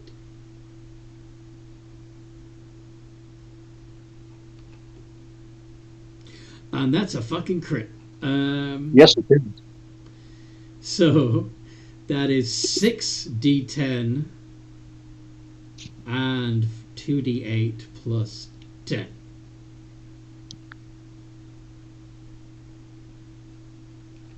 Two D10. It's 6d10. Because normally it's 3d10 for a bite. Yeah. But because it's critical, it's 6d10. And 2d8 from the tail. And a total modifiers of plus 10. Okay, you did it all separately. Alright. Yeah. 51. 51. Mm-hmm. How do you want to finish him off? I'm just gonna real quick throw the rat up in the air and swing around with my tail when the attention goes up to him and whip him with the tail, and then when he bends over to be like, ah, I'm literally just gonna snap his fucking head off. I imagine that you would grab him in your mouth and just shake him until he's torn asunder, right? Oh yeah, I'm literally basically doing a death roll. Like, and I'm getting him on the ground and I'm just going in circles. Okay. The crowd goes wild. Combat is over. The water begins to drain from the arena, and and a set of stone steps form up the side to assist you climbing out.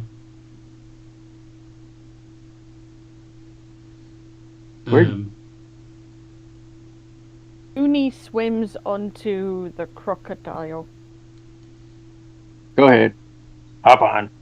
The polar bears. Okay. The polymorphed crocodile. Yes. Giant. Yes. Yeah. Mooney hugs the crocodile. You're both huge, so. Still not whole, used to the affection thing. He just stands there like, and then just gives you a little pat on the back, like. Violet. An awkward man. Violet, as the water drains away, you find yourself suffocating. As does Brock. Suffocating? They can't breathe the air. Yeah.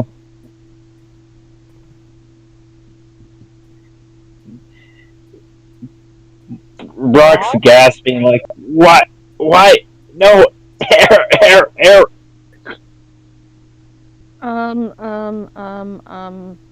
Do I have a spell that can help?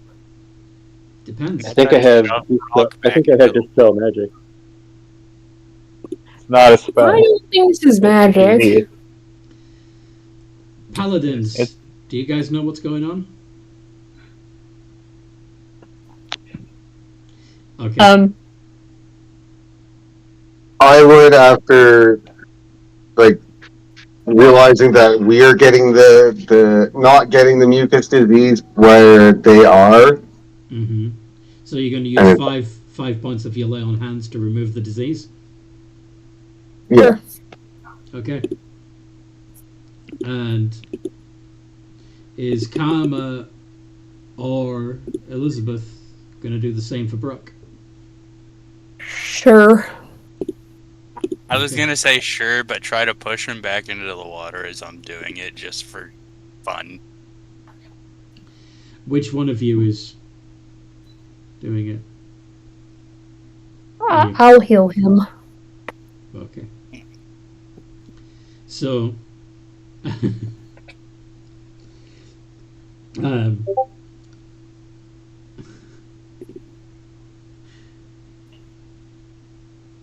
yeah, the water is drained away at this point. So yeah. Damn.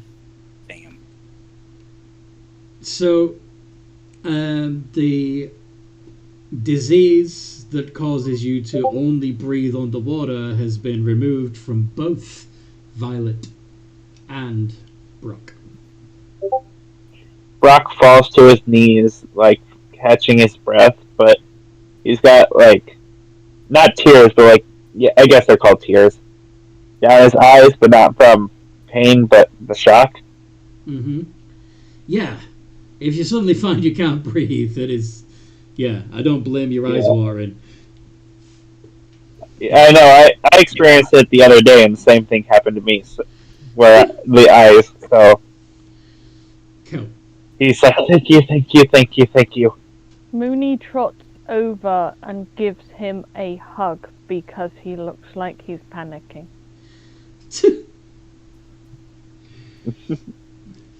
A large white Mooney bear trots over to you and lays his paws around you and goes, rawr, rawr, rawr. The crowd is beginning to get restless because you're just hanging out in the arena at this point. Yeah. Brock will unenlarge himself.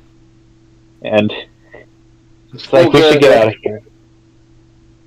And I'll just like look at the crowd and just let out a big ass gator growl, like shut up. You're a crocodile right now, so it's just going to come out as. It's just basically going to be like a shut up type growl, like oh shit, okay, my bad. I'll raise my sword over my head as I walk out. Nice. Okay. I'm just carrying the cuttlefish as like a plushie, walking away. I'm gonna give them a little bit of time to walk, and I'm just gonna let off like a little lightning show with my aura. Is the seahorses, are they getting? They're getting. Mine's getting dispelled. Dismissed. Yeah. Good. Yeah. Mine too. Good, because otherwise it's going to suffocate. So. And they're just going to scurry off as well. Okay, so you all go back to the recovery room. After about a minute,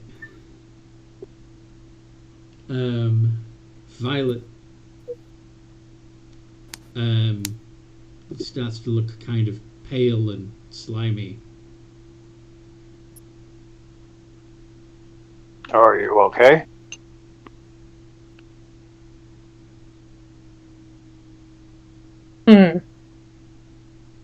Violet, you are being asked if you're okay.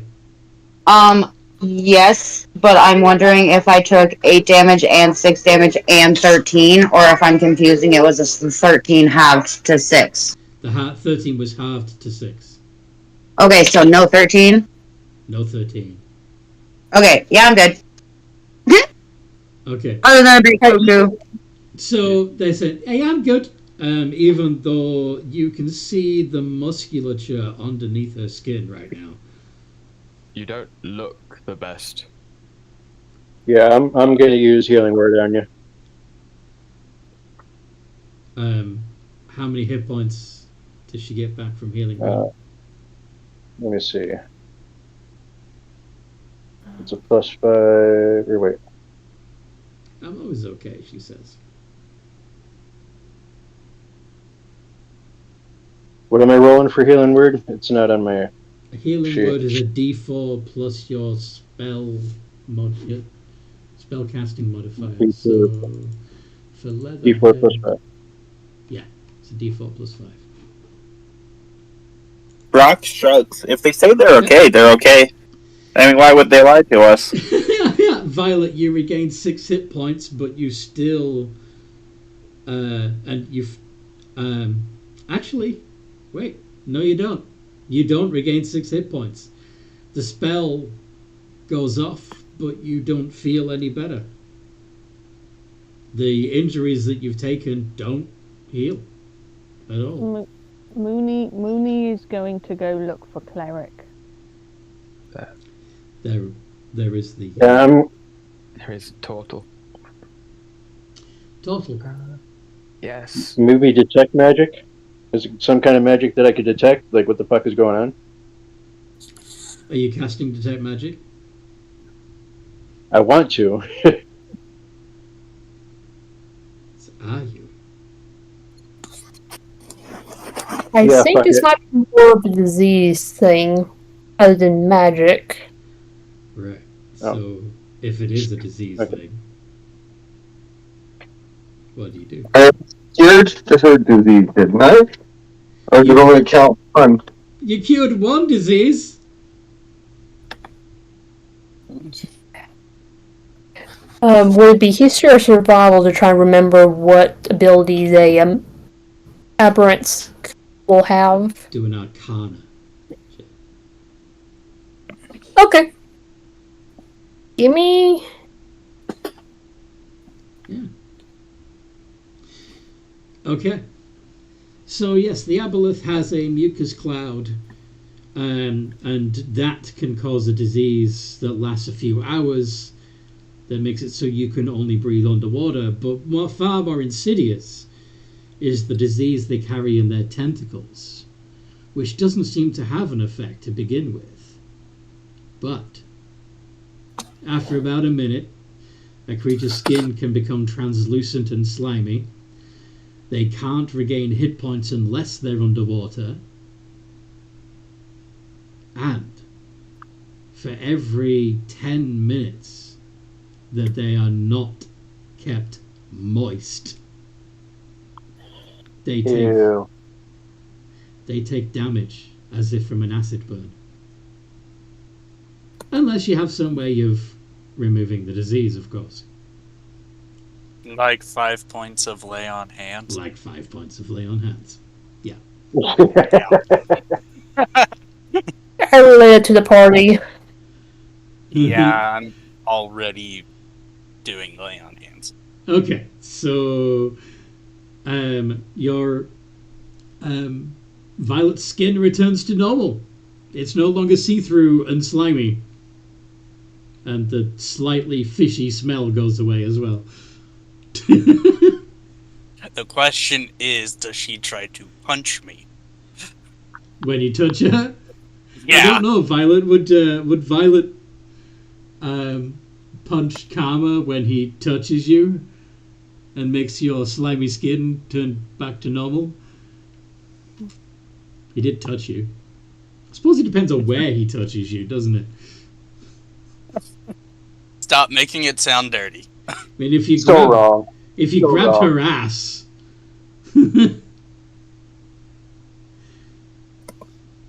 You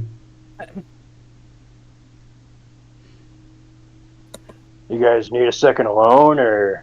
Food. I didn't know you two were like that. Good for you, man. No. As I put my paw out for a high five. Anyway. I stand close beside her, glaring. Everybody's just gonna leave me hanging, you know. Yes. I put my paw up for a high five just to. I'm sorry, her. Whatever. Well, actually, no. Unnamed is trying to jump to reach you. Because you're still a huge fucking crocodile. Didn't see you down there. Sorry. Unless Mooney has dropped the polymorph, you're still a huge crocodile. Mooney. Yeah, I'm pretty sure by this point. Yeah. Mooney dropped it. Yeah. Mooney dropped it. Kill.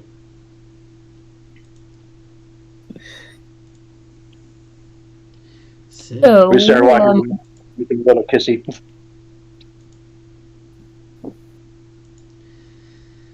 What? Making fun of him, like, as we're walking away, I go, like, you know, antagonize them. To simplify things, I touch her shoulder. Okay. Her shoulder. Yeah. Dude. Scandalous. What's next? An ankle? You don't want to start with a butt, you know. I'm pretty sure like Violet and Frostwalk are already dating. Ooh. You don't scare me. Just so you know. For those who know their history, a Goliath dating a Dragonborn is kind of weird, since the giants and the dragons used to, you know, kill each other.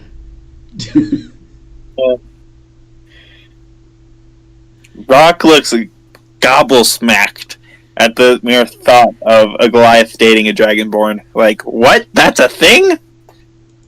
Look, love and do crazy things, okay?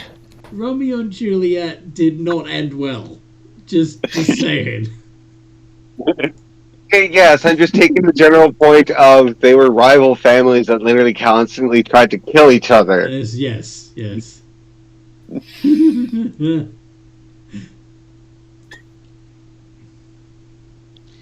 Okay. Romeo and That Juliet. didn't go well either. That didn't really go well either. Sniffs. Alrighty. So yeah, the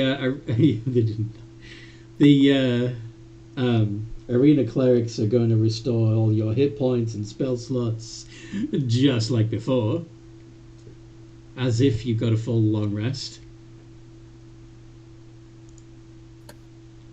Are you going to ask for another fight, or are you going to go explore other parts of the city?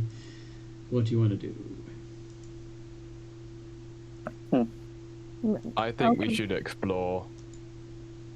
Yeah. I think so too. Mooney wants to see more of the zoo. Looking for a canon reason to why I have loads of different polymorph creatures I can turn into. You don't have to go with him. Yeah, that's legit. I mean, the more I see, the more I can turn into too. Yeah, that'd be good. I would like to see peacocks. They're very special to me. What is peacock? I do a minor illusion and show like a peacock. That looks like someone got a pheasant and painted it blue. Maybe not me. Actually, the peacock Lucas is showing is like more purple than blue. Are you sure that's a real animal? It's pretty. Yes, it's a real animal. I would know. Are you Oh, it's a roadrunner! That's what those are! No. No. I see them running around the desert all the time. This is not a cartoon. What's a cartoon? We'll explain after I have alcohol. I'm not giving you guys that knowledge. Okay. Alcohol.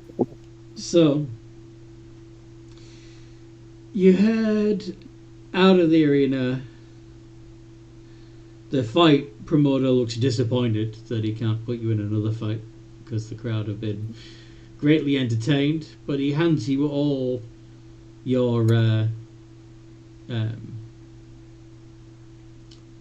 fee for participating. Winnings.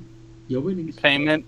Your payment, yes. Your money. Ooh. Looks like you've earned about 200 gold pieces each. Yay! Whoopee. Cartoony noises. Where do I keep track of the gold on my sheet? On your sheet, there is a section in equipment that has. Do you see the 5 little boxes? Yep. One says CP, that's for copper pieces. SP is for silver. EP is electrum, and nobody ever uses that. GP is gold, and PP is platinum. Shut peeping, you guys. He's talking about a fucking penis over here.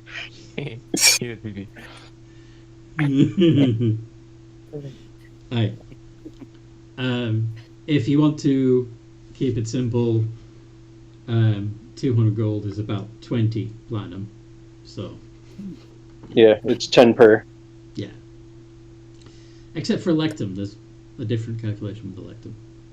But yeah. And So that's why nobody uses it. yeah. So I'd like to convert all my gold to electrum, please. Where's the bank? Oh no. Okay. So where? So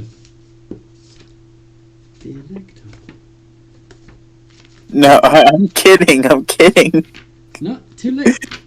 No takes his back. It's locked in already. Jesus. All the merchants are going to be pissed with me. Like, what the fuck, man? So basically, 200 gold translates as 400 electum. So 20 to 1? Essentially, 20 to 1. no. Basically, each electum piece is worth half a gold piece. So whereas everything else is 10 to 1, it'd be. So yeah, it'd be the equivalent of 5 silver. Yeah, 1 electum piece is worth 5 silver instead of. Well, so a gold piece would be worth 10 silver. Yeah. Yes, it did. Now, about looking into getting a sentinel shield. At least I think that's it. I could have the wrong name. So, Sentinel Shield is the one that... While holding the shield, you have advantage on perception checks. That's all it does. Is that what you want? And wisdom perception checks. The shield is in. Yeah. Initiative That's the one. and perception checks. Okay. It's an uncommon magic item. If you can find somewhere that sells... I mean, at the moment, you're... I want an animated... an animated shield, yes. If you can go to the shopping district. At the moment, you're in the entertainment district. Yeah. And, This don't look like an entertainment district to me. where the arena is, and when you step outside of the arena, you've got the circus, the zoo, the carnival-style games, all kinds of stuff. I don't think he got the joke. That was a joke. I would like to, if we get to that, when we go to equipment or something, I'd like to find like a hand axe or something, so I can dual wield. Sweet. All right. But anyway, Mooney wants to go to the zoo, and I believe the other druid said, "Yep, that's a good idea." Yeah, me. So, are you going to the zoo? Mooney will trot to zoo. All right.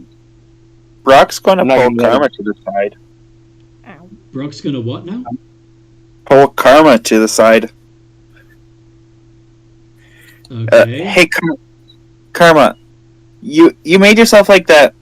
Oh, what are they called? You made yourself a furry, right?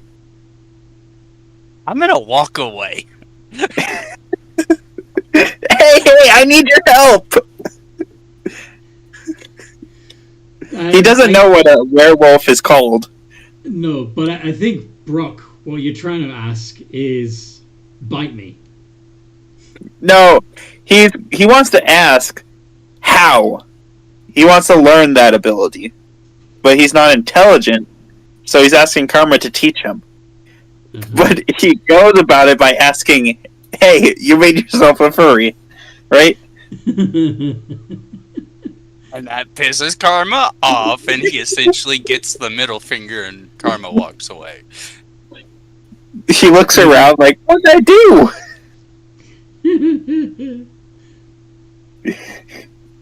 All right. So Yeah, I'm not gonna let Mooney walk off by himself, so I'm gonna go behind him.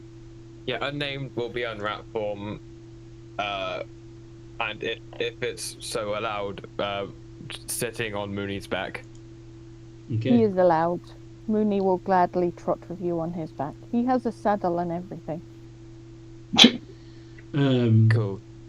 So, as you're walking around the zoo, you see signposts. There's a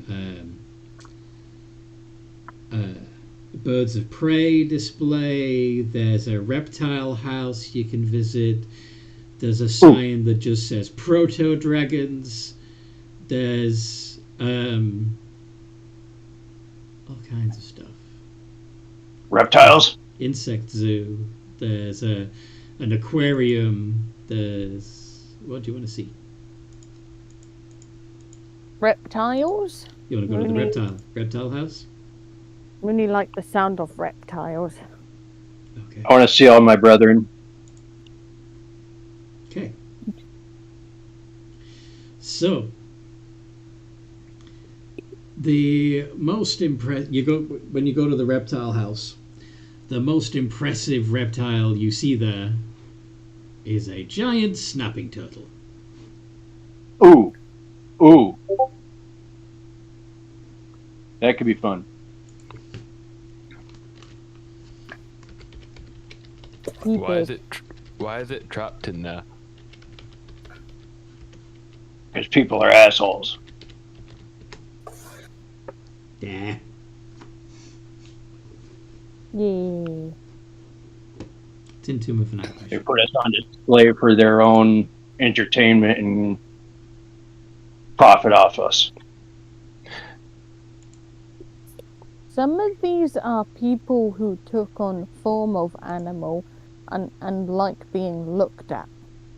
Mooney not fully understand why, but they do get free food and pets and other things Mooney is not going to mention. Yeah, that's cool. In total, he's going to ask, "Are you okay?"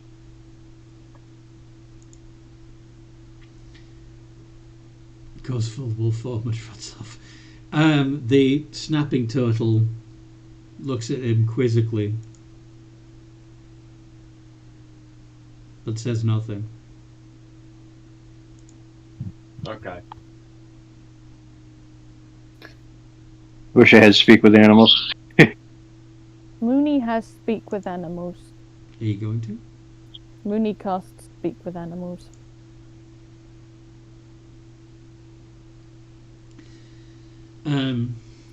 I'll be right back.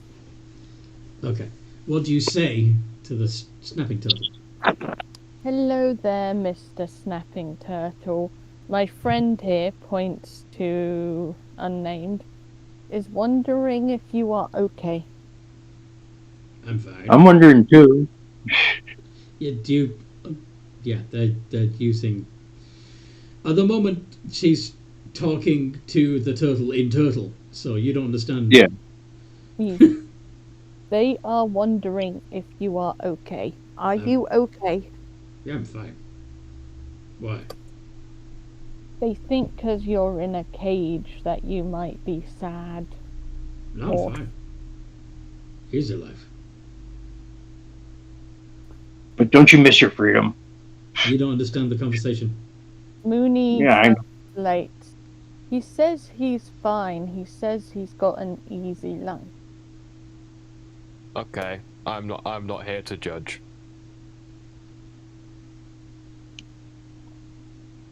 And any other animals you want to see? Mooney thinks the fish would be cool. I was thinking about going to see the peacocks, but I could do it alone. Let's go to the birds. Oh, no. Okay, let's go We're first. definitely fine. Gonna go to the aviary. Okay.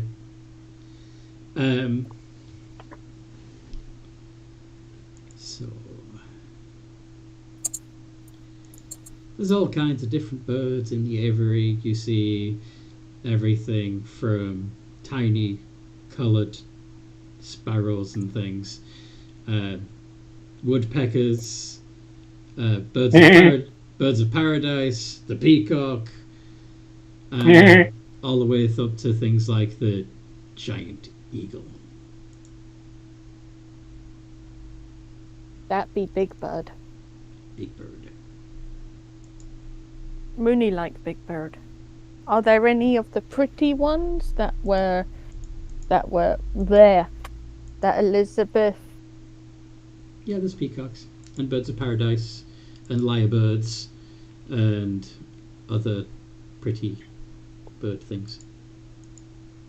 Elizabeth's like, as she looks at the peacock, looks very sad. Why sad?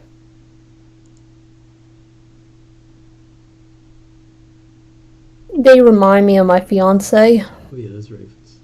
Oh. That was his favorite animal. Oh, okay. I was worried for a second there. Pat's Elizabeth.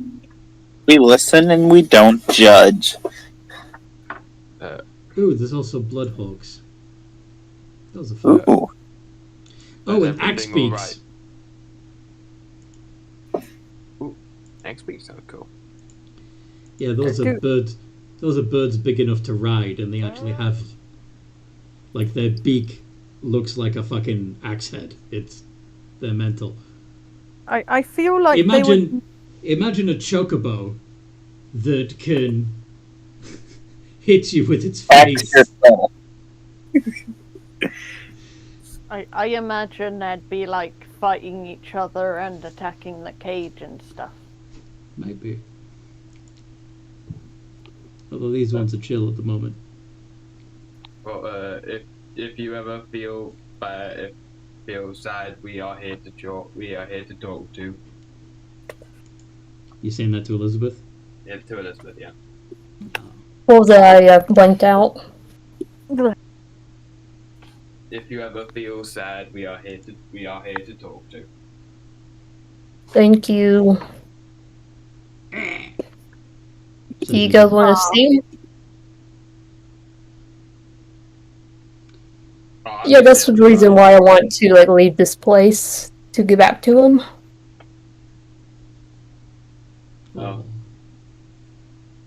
That's But, a much more noble reason than us. We just want out. yeah, that's part of the reason why I took an oath. Like, I was trying to become a crown paladin, but getting stuck here, vengeance happened. Anyway, I don't know where a giant crocodile would go in any other universe, but I'm ready to get the fuck out of here. Is there anything everyone else wants to see? At the end, you realize at the end of the aviary, like next to the exit, is a shimmering portal-like doorway that says plane of air.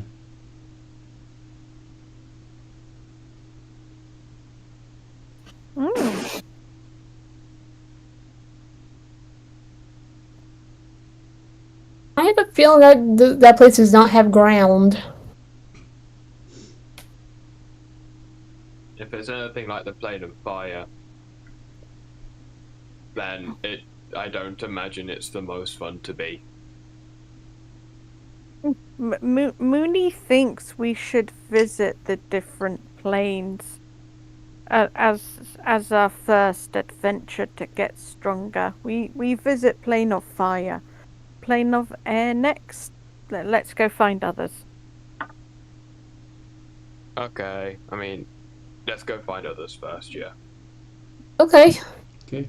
Yeah, before we go, I was talking to Smithy or whatever for axe, and then yeah. Okay. The character I want to go.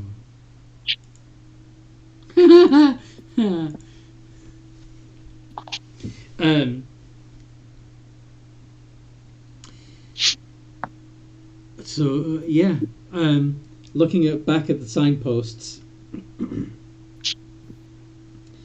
to see where you want to go next. Again, you see the sign that says Proto Dragons. You see another sign.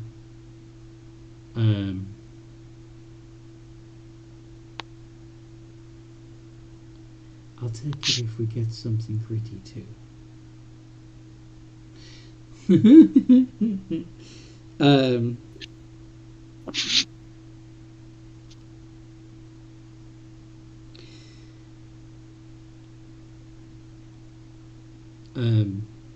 You see a sign that says just simply says monstrosities.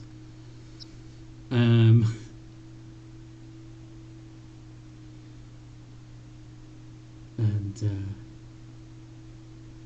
another that says undying creatures.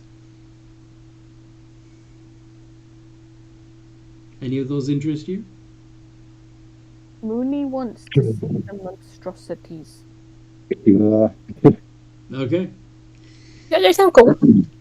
So, when you go to the monstrosity section, you find that there are...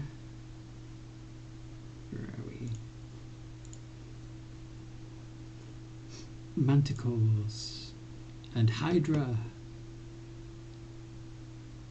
and Chimera. Can I turn into Man Bear Pig? No. I did in the last one. You want to turn into Man Bear Pig right now? Like no. Okay. I'm just saying, can I?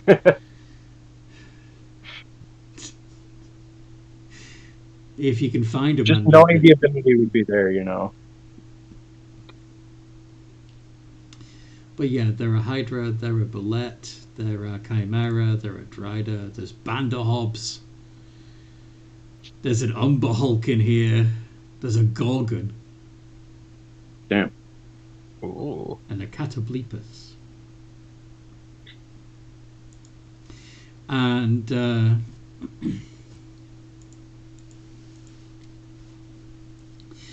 they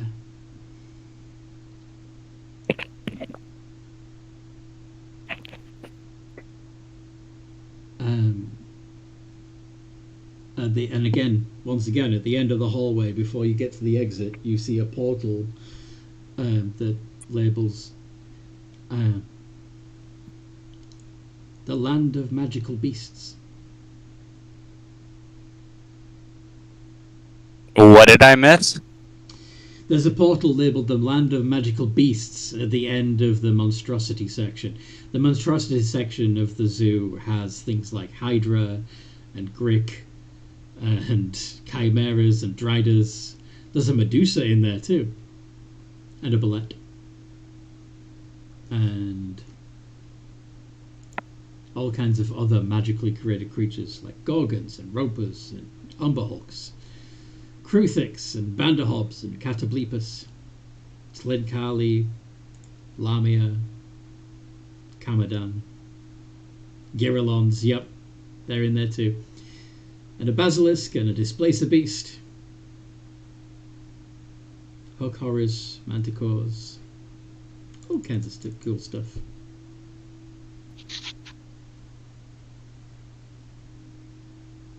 And they're all just chilling in their cages. Just letting you watch them. Even the Displacer Beast is just laid out on a branch, just chilling.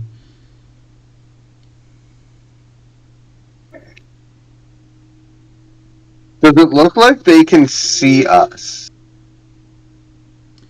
Yeah, I mean the bars or glass is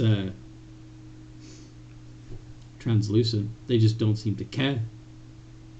Okay, I was wondering if there was some kind of like illusion spell on it that basically they didn't see us through it. No, there are some that look a little bit like the Medusa, for example. You get the impression that that glass is one way.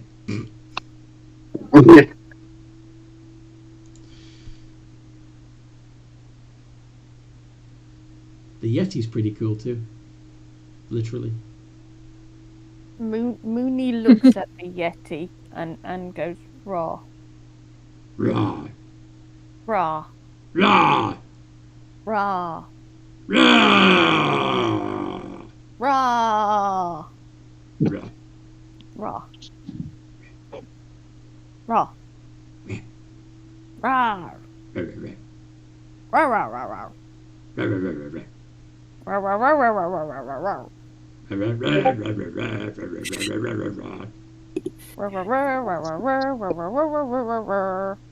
Did we stop them? I'm gonna tap Moby on his shoulder and be like, "What's he saying?"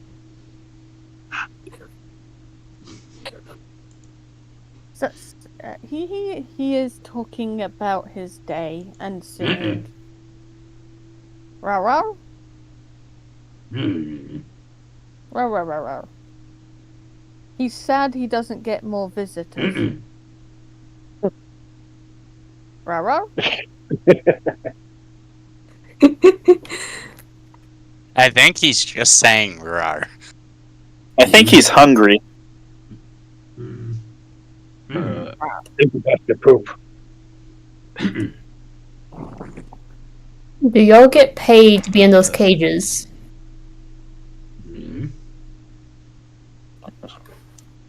It's a Yeti. What makes you think they understand what money is? Because Do you want me- everyone here used to be human. Used to be. Yeah. What if they did what you did to me? What if they don't remember being human?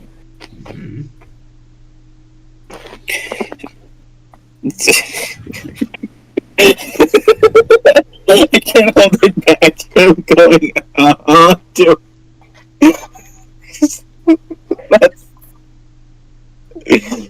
You don't want me Okay, to this one isn't a good example. I'm sorry, what? This one isn't a good example of what Brock's trying to argue. No.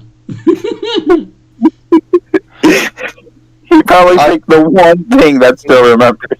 The Yeti goes back to the corner of his cage and picks up a book and starts just reading. They're being paid. I'll start talking to it in giant. I'll be right back. My dogs are going crazy. Doggone crazy dogs. It doesn't understand giant. Worth a shot. It looks like a giant thing.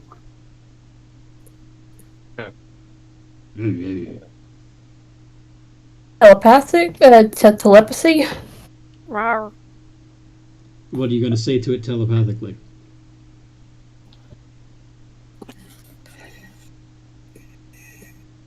Are you actually growling, or are you just pretending?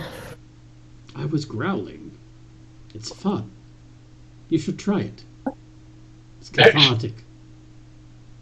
It's good for the soul. Okay, fair. So, are y'all getting paid to be in those cages? Why would I need to be paid? I get accommodation, I get food, I get anything I want. Why do I need money? Okay, valid. It just thinks that, like, you and the Gorgon and some of the other monstrosities here seem like y'all are more sentient. Some of us are. Some of us choose not to be. It's entirely dependent on the individual. Okay, fair. I guess I'll join Mooney in with this growling match y'all are doing. I'm bored of that now. Okay. Have a nice day. Yeah, these guys are weird.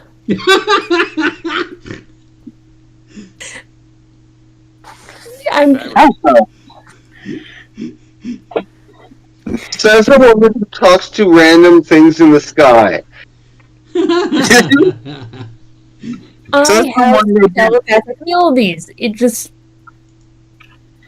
Okay, says the one that didn't know I was real until the third time we met. Well, I gotta say is...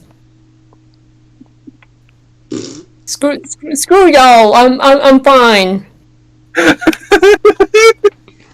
Anthony and Allison are pretty, and everyone else is pretty good people to talk to, or at least watch whatever they type out. Yeah. I mean, you say they're weird, but also look at all of us. Yeah, look at all of us.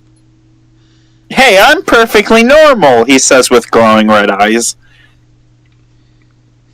I am curious about one thing, says the Yeti. What are you doing out there when you could be... You all would qualify as exhibits, you know. You don't need to be wandering around aimlessly. You could be living the good life with the rest of us.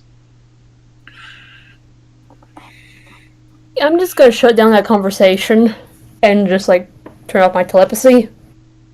Hey, it's rude to... Damn. He technically talked whenever he wanted, even out loud. The Yeti angrily goes up to the glass and starts beating his fists on it, just...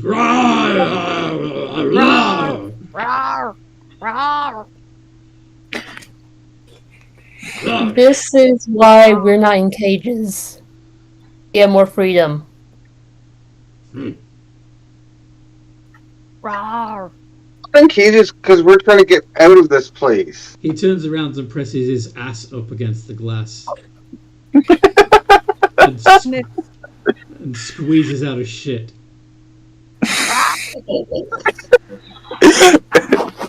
I cover Cloak's eyes. Like, nope. I just put, like, minor illusion, just, like, put, like, a do not disturb, like, big old thing on it. Just a sensor bar over it.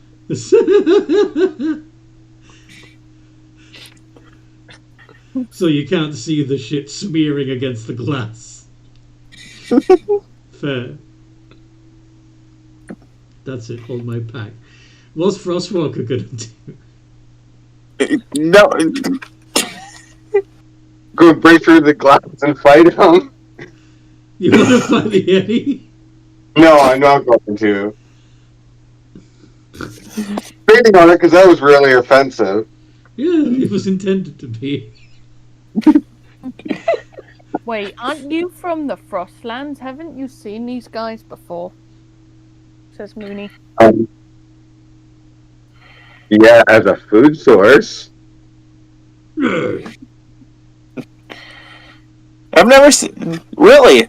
It has too much fur. Why does something need that much fur? I assume Really? Sorry. because it's cold. Why is it colder that you need that much fur? It only drops to what, 50 degrees? That's like the coldest the world gets. 50 degrees is pretty warm. Mm-hmm.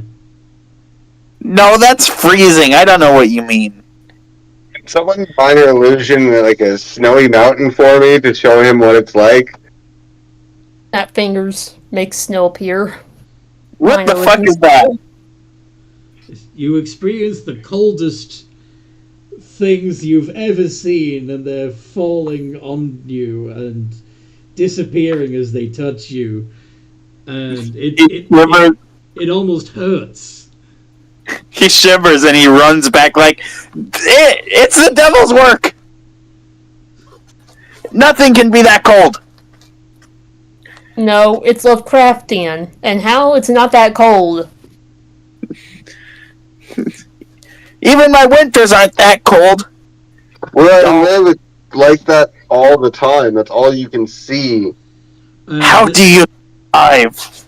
The Yeti steams up the glass, draws a portal with snow around it, and then an arrow next to it.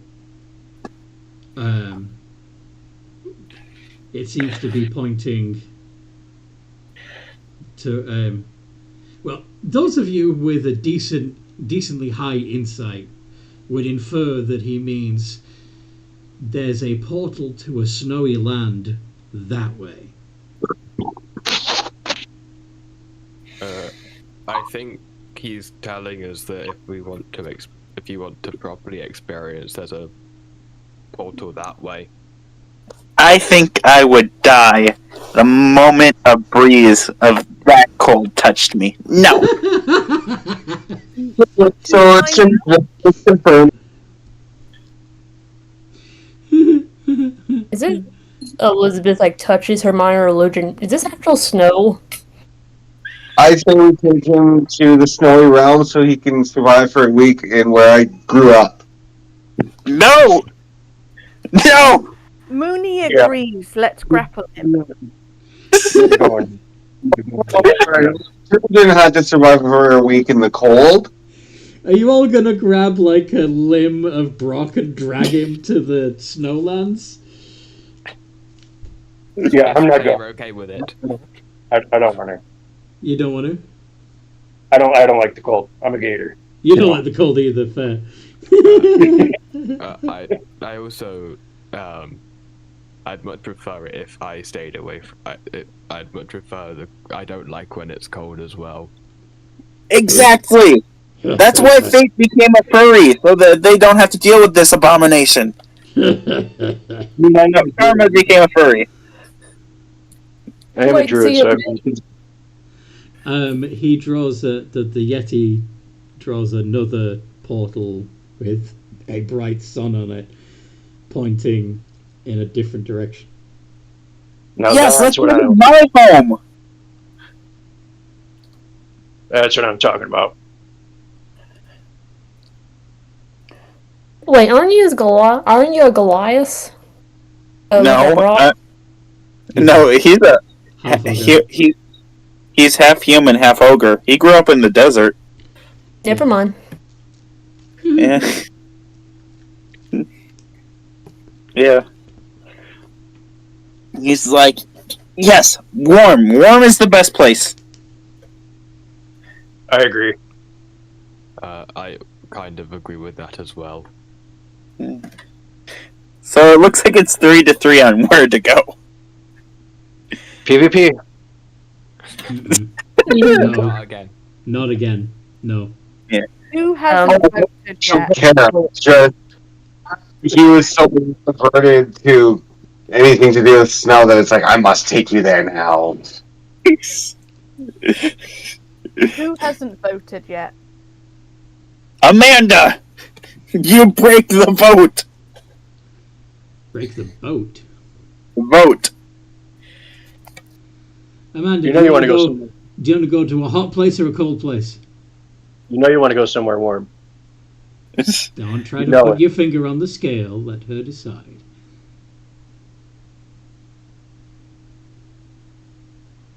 Hot it is. Hot Yes. it is. Hot it That it makes sense. She's dragon related, and they like the heat. Mm-hmm. Okay. Brock, like, oh, thank the Lord that they saved me. This dragon isn't as bad as I thought. Okay. So, if you head that direction, you find yourself going back towards the reptile house, the insect display, and the proto dragons. Kind of curious about the proto dragon. Not gonna lie. Yeah, what are they? If you head towards the proto dragons, the largest creature you see on display there is a T-Rex. Oh. Oh. That's what you meant by proto dragon. Okay. So, dragon?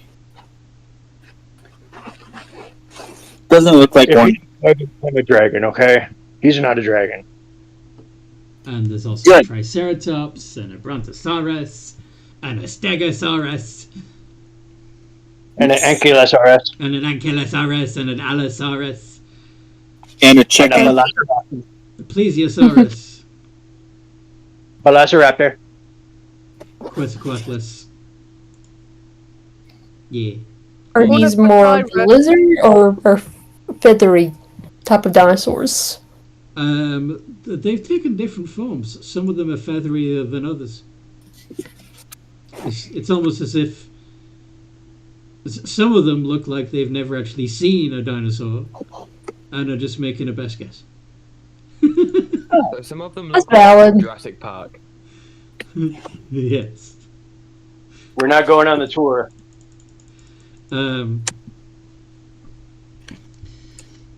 And this one actually has a couple of different signs, a couple of different portals leading from it.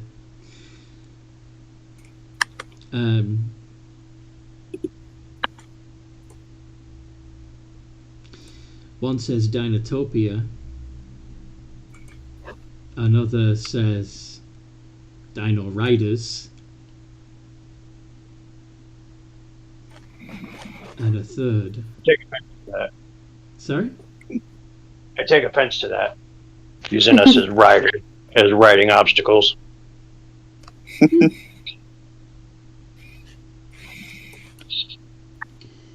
a third says Dino Park. Dino Rider sounds fun. I think we go to Dino Land. That seems like it's the hottest place. Which one? Dinotopia? Dino Riders or Dino Park? I say we go Dinotopia. Yeah.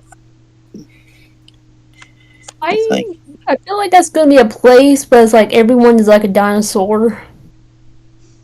And that means it will be perfect for perfect weather conditions. But if we go to Dino Riders, we can ride them. I'm good. Anthony, mind out of the gutter. Anyway. What? I didn't say anything. I was shutting anything down before you could. There'll be no bad proto dragons in that area.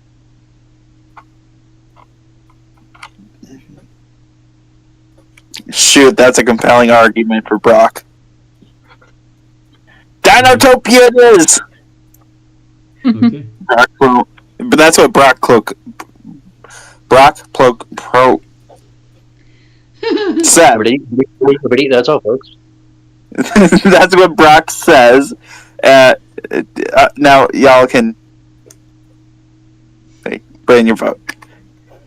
Blah. Yeah. So I'm assuming Dinotopia is supposed to be Dinotopia. Yeah. Yes, dyslexia.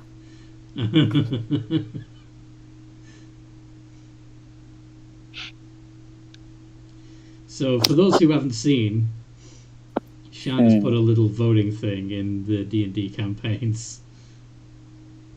A tiny little poll. Tiny little poll. Fortunately, it's not. The symbols for Dino Riders and Dino Park are very similar.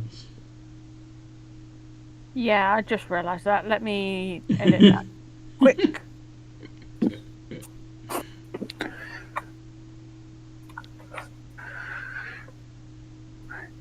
Instead, it will be this. Okay. So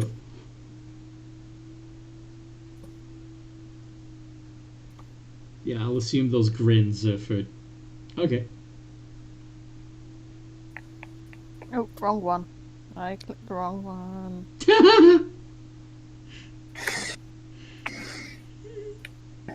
Okay, so far it seems to be Dinotopia that's winning.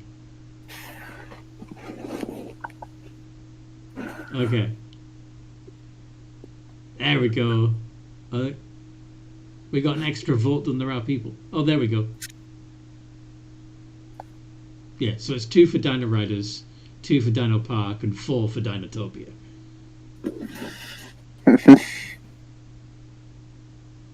How many people have voted? Everybody now. Except me. Give your vote. Mr. DM. I don't need to vote. It's clearly Dinotopia that wins. No, yours counts for 99 votes. Yeah, No. you're the sheriff. You get 2 votes.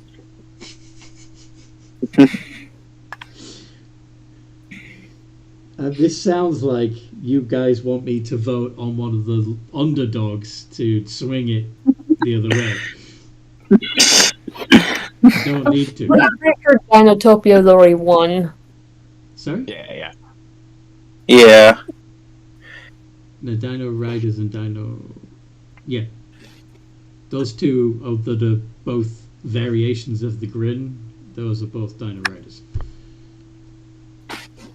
Oh, someone's taken a Dino Park away. So now there's an available vote. Where's he going?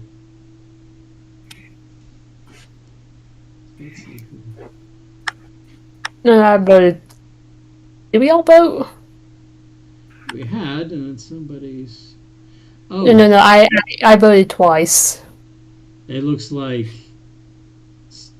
Shan also voted multiple times. Oh, It's rigged. where'd it go? Oh wait, it's up here now. Was it this one? Nope. Okay, now we're back down to 7. I think it's decided. Yeah. Yeah, it's still Dinotopia. But yeah, if you want to add your vote, Violet, go for it.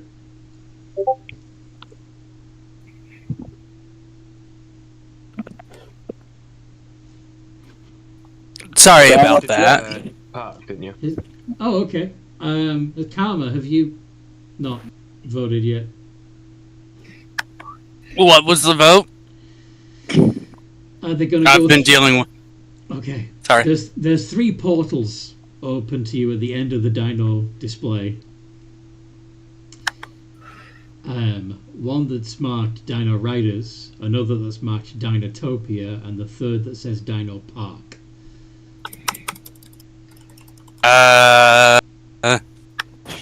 One of those sounds interesting. The other sounds like it would give us PTSD. Okay. Which one are you going to vote for then? The The one that's going to most likely give us PTSD, Dino Park. Okay, so that's 3 for Dino Park, 1 for Dino. Oh wait, Dino Park is. I was thinking of like a park, not like that. Like the movie. Are you changing your vote now then? No, I'll keep it. I'll keep it. Okay, so there's 4 for Dinotopia. Cool. That's why I voted for Park, because it's like movie plus D&D. Sounds like fun. Side story where we get zombie dinosaurs. I like that book. Alright, so, which portal are you all stepping through? As a party. It looks like Dinotopia. Mm-hmm. Yep. Okay. Dinotopia. This one looks cool. Awesome. So, you step through the portal and find yourself in a beautiful city with all kinds of elaborate gadgetry, and you see flying machines that on closer inspection you realize are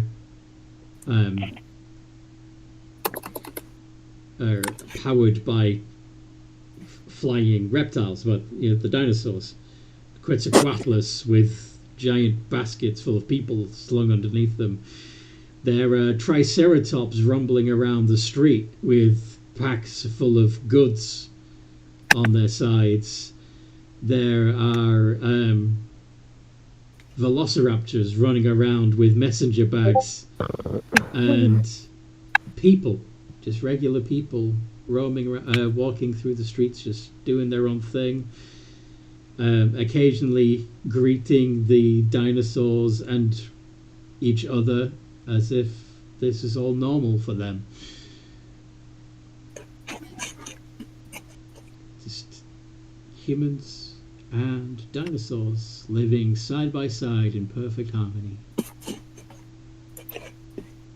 And the Velociraptor Nation came in it.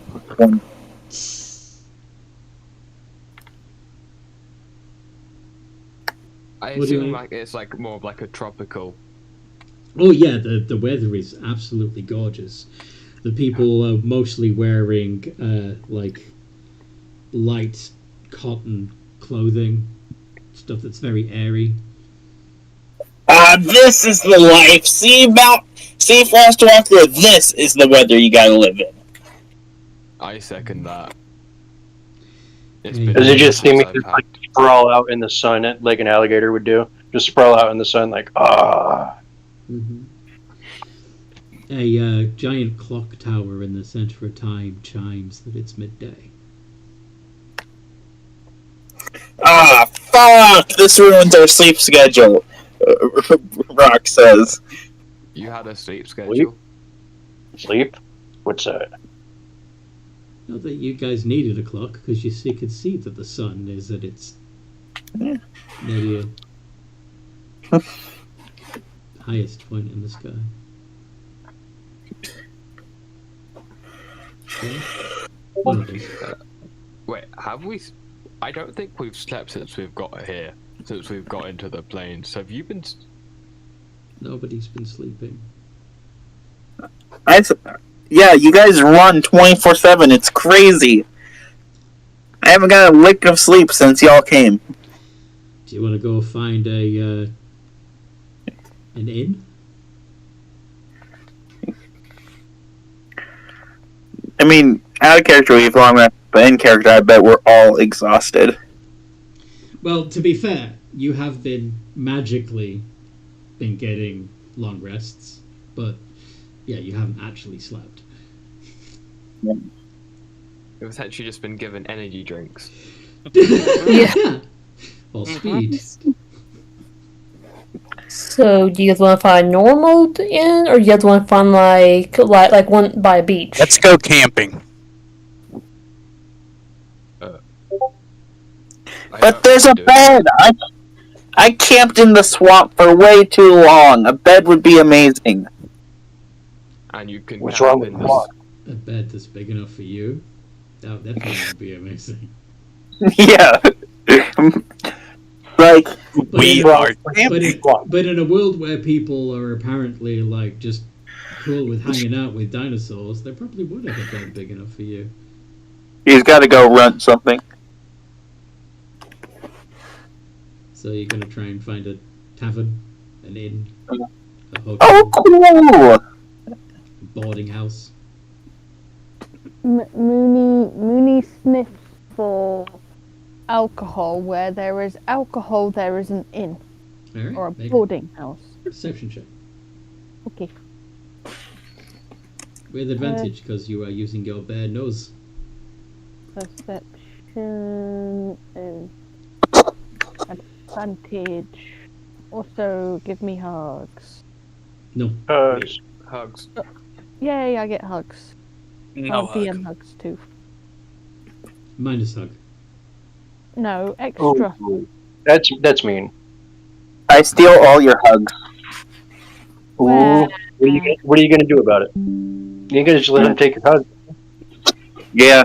Roll I'm gonna the give him. dice! Fuck's sake! Do I get my hug?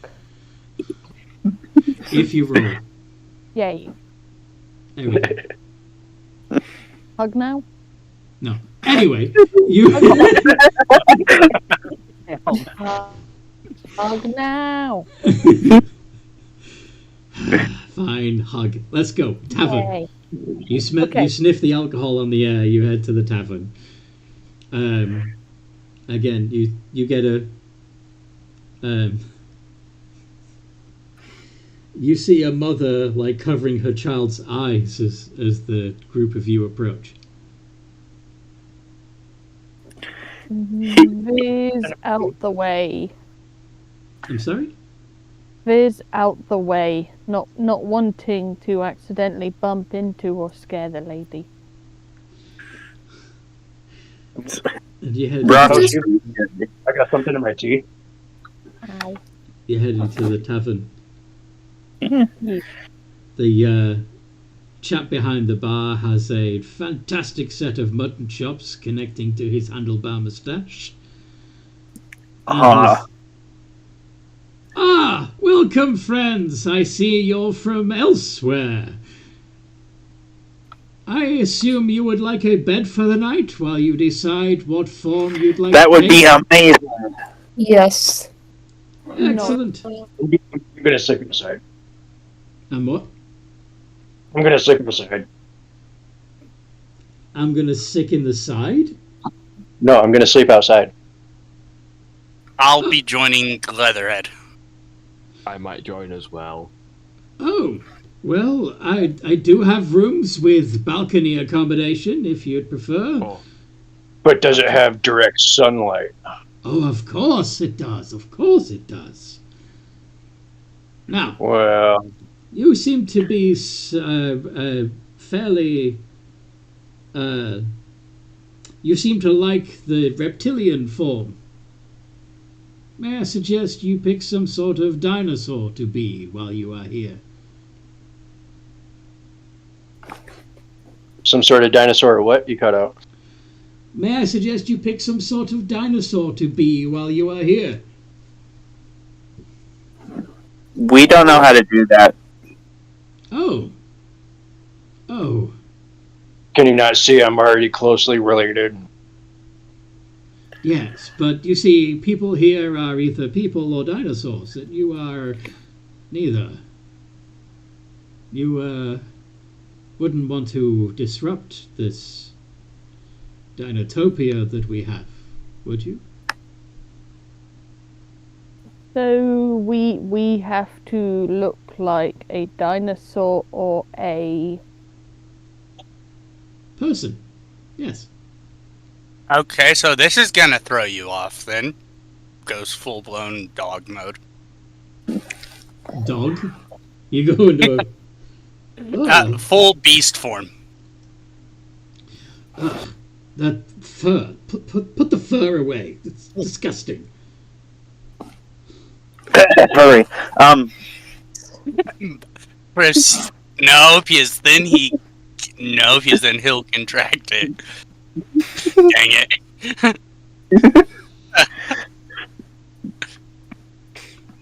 I mean, he can try to bite me.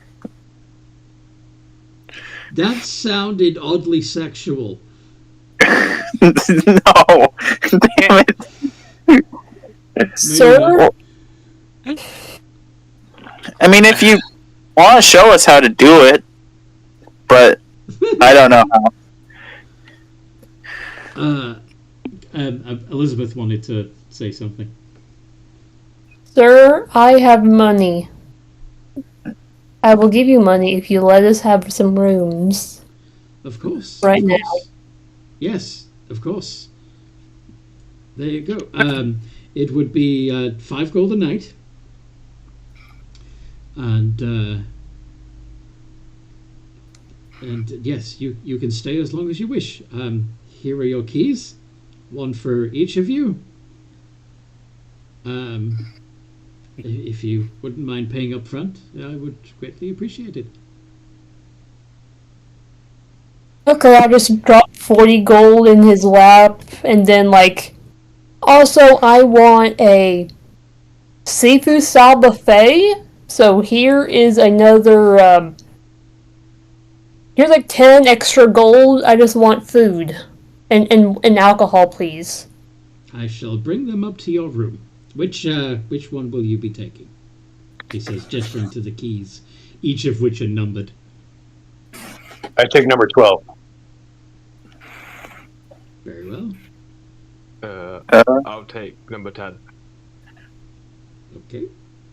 I'll take number 1, because I'm number 1.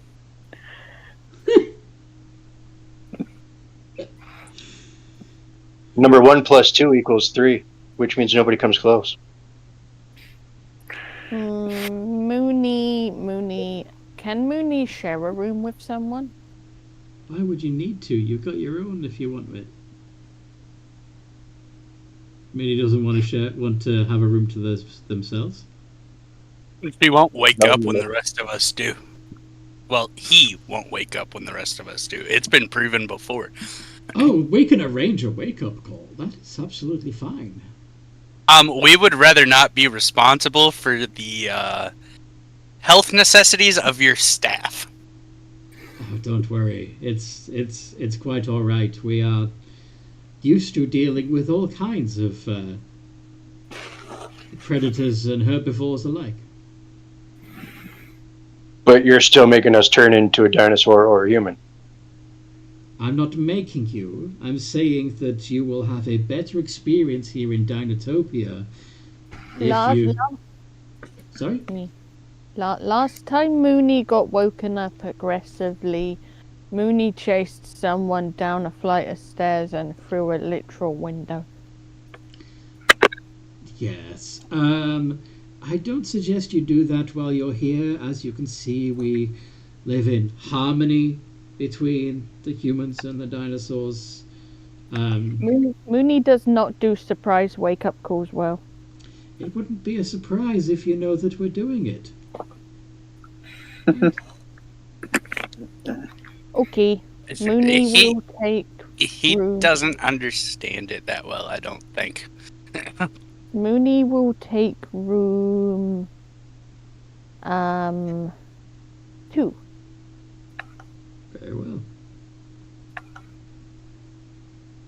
I give him 10 gold and tell him to bring some alcohol out to the beach, where I'm just gonna lay there. Okay. Now, he turns to Elizabeth and says, "Now, which room do I need to take you your seafood banquet?" I'll take 5. Very well. Very good. And he snaps for a... He snaps his fingers and another member of staff comes over and he hands the person a slip of paper and they run off to the kitchen.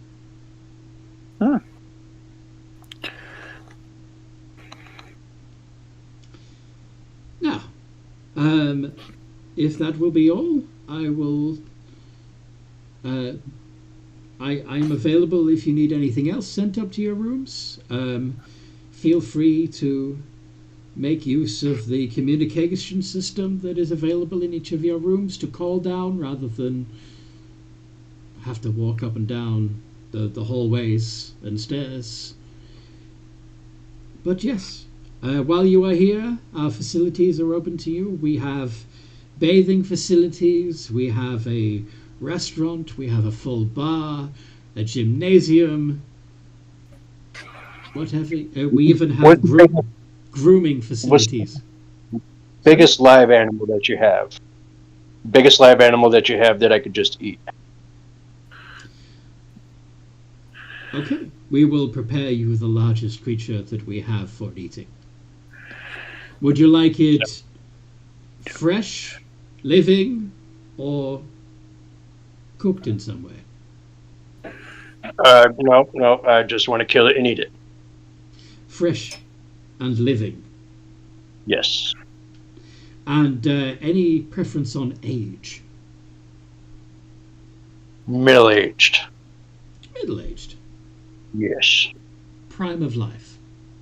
Very well. Mooney will... Did you say you had pool? Yes, there is a pool. Mooney will go use pool and wash facilities. Someone better supervise Mooney, by the way. Alcohol. I need a watch too, so I'll follow. Brock's going to use the wash facilities as well. Enjoy your spa. Thank you. I should probably drop off my equipment. I'll be back. And he rushes off to his room to take off his armor. Okay. Leatherhead, you go out to the beach view and sit on one of the lounges. Oh no, I'm in the stand on my belly. Okay. So, shortly afterwards, they bring out a whole live mammoth. How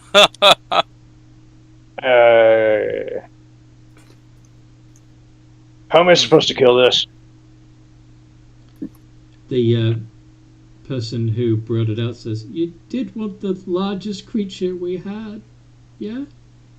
That I could hunt and eat, yes. Oh, would you like something a little smaller, sir? Maybe like a deer or an antelope. Deer, antelope. I'll see what I can do. Or like an elk or... Oh, we have those. I will take one of those, yeah. Sorry for the confusion. Now give me my food, please. He come shortly afterwards, like within 10-15 minutes, he comes back out with a giant elk. Oh, fuck it. Please don't. You want a hand with that, Leatherhead? I mean, I'll share some with you. Please don't kill me. You know that how nature works, right?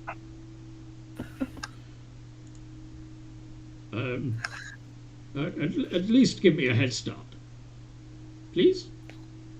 You got 5 seconds. That's nicer than I would have given. All right, so you go again, running down this giant elk. Oh yeah, the hunt is on. Others have gone to the spa.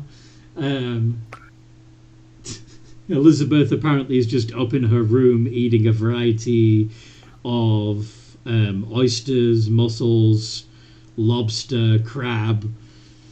whelks, and fish, all kinds of different seafoods that have been brought up to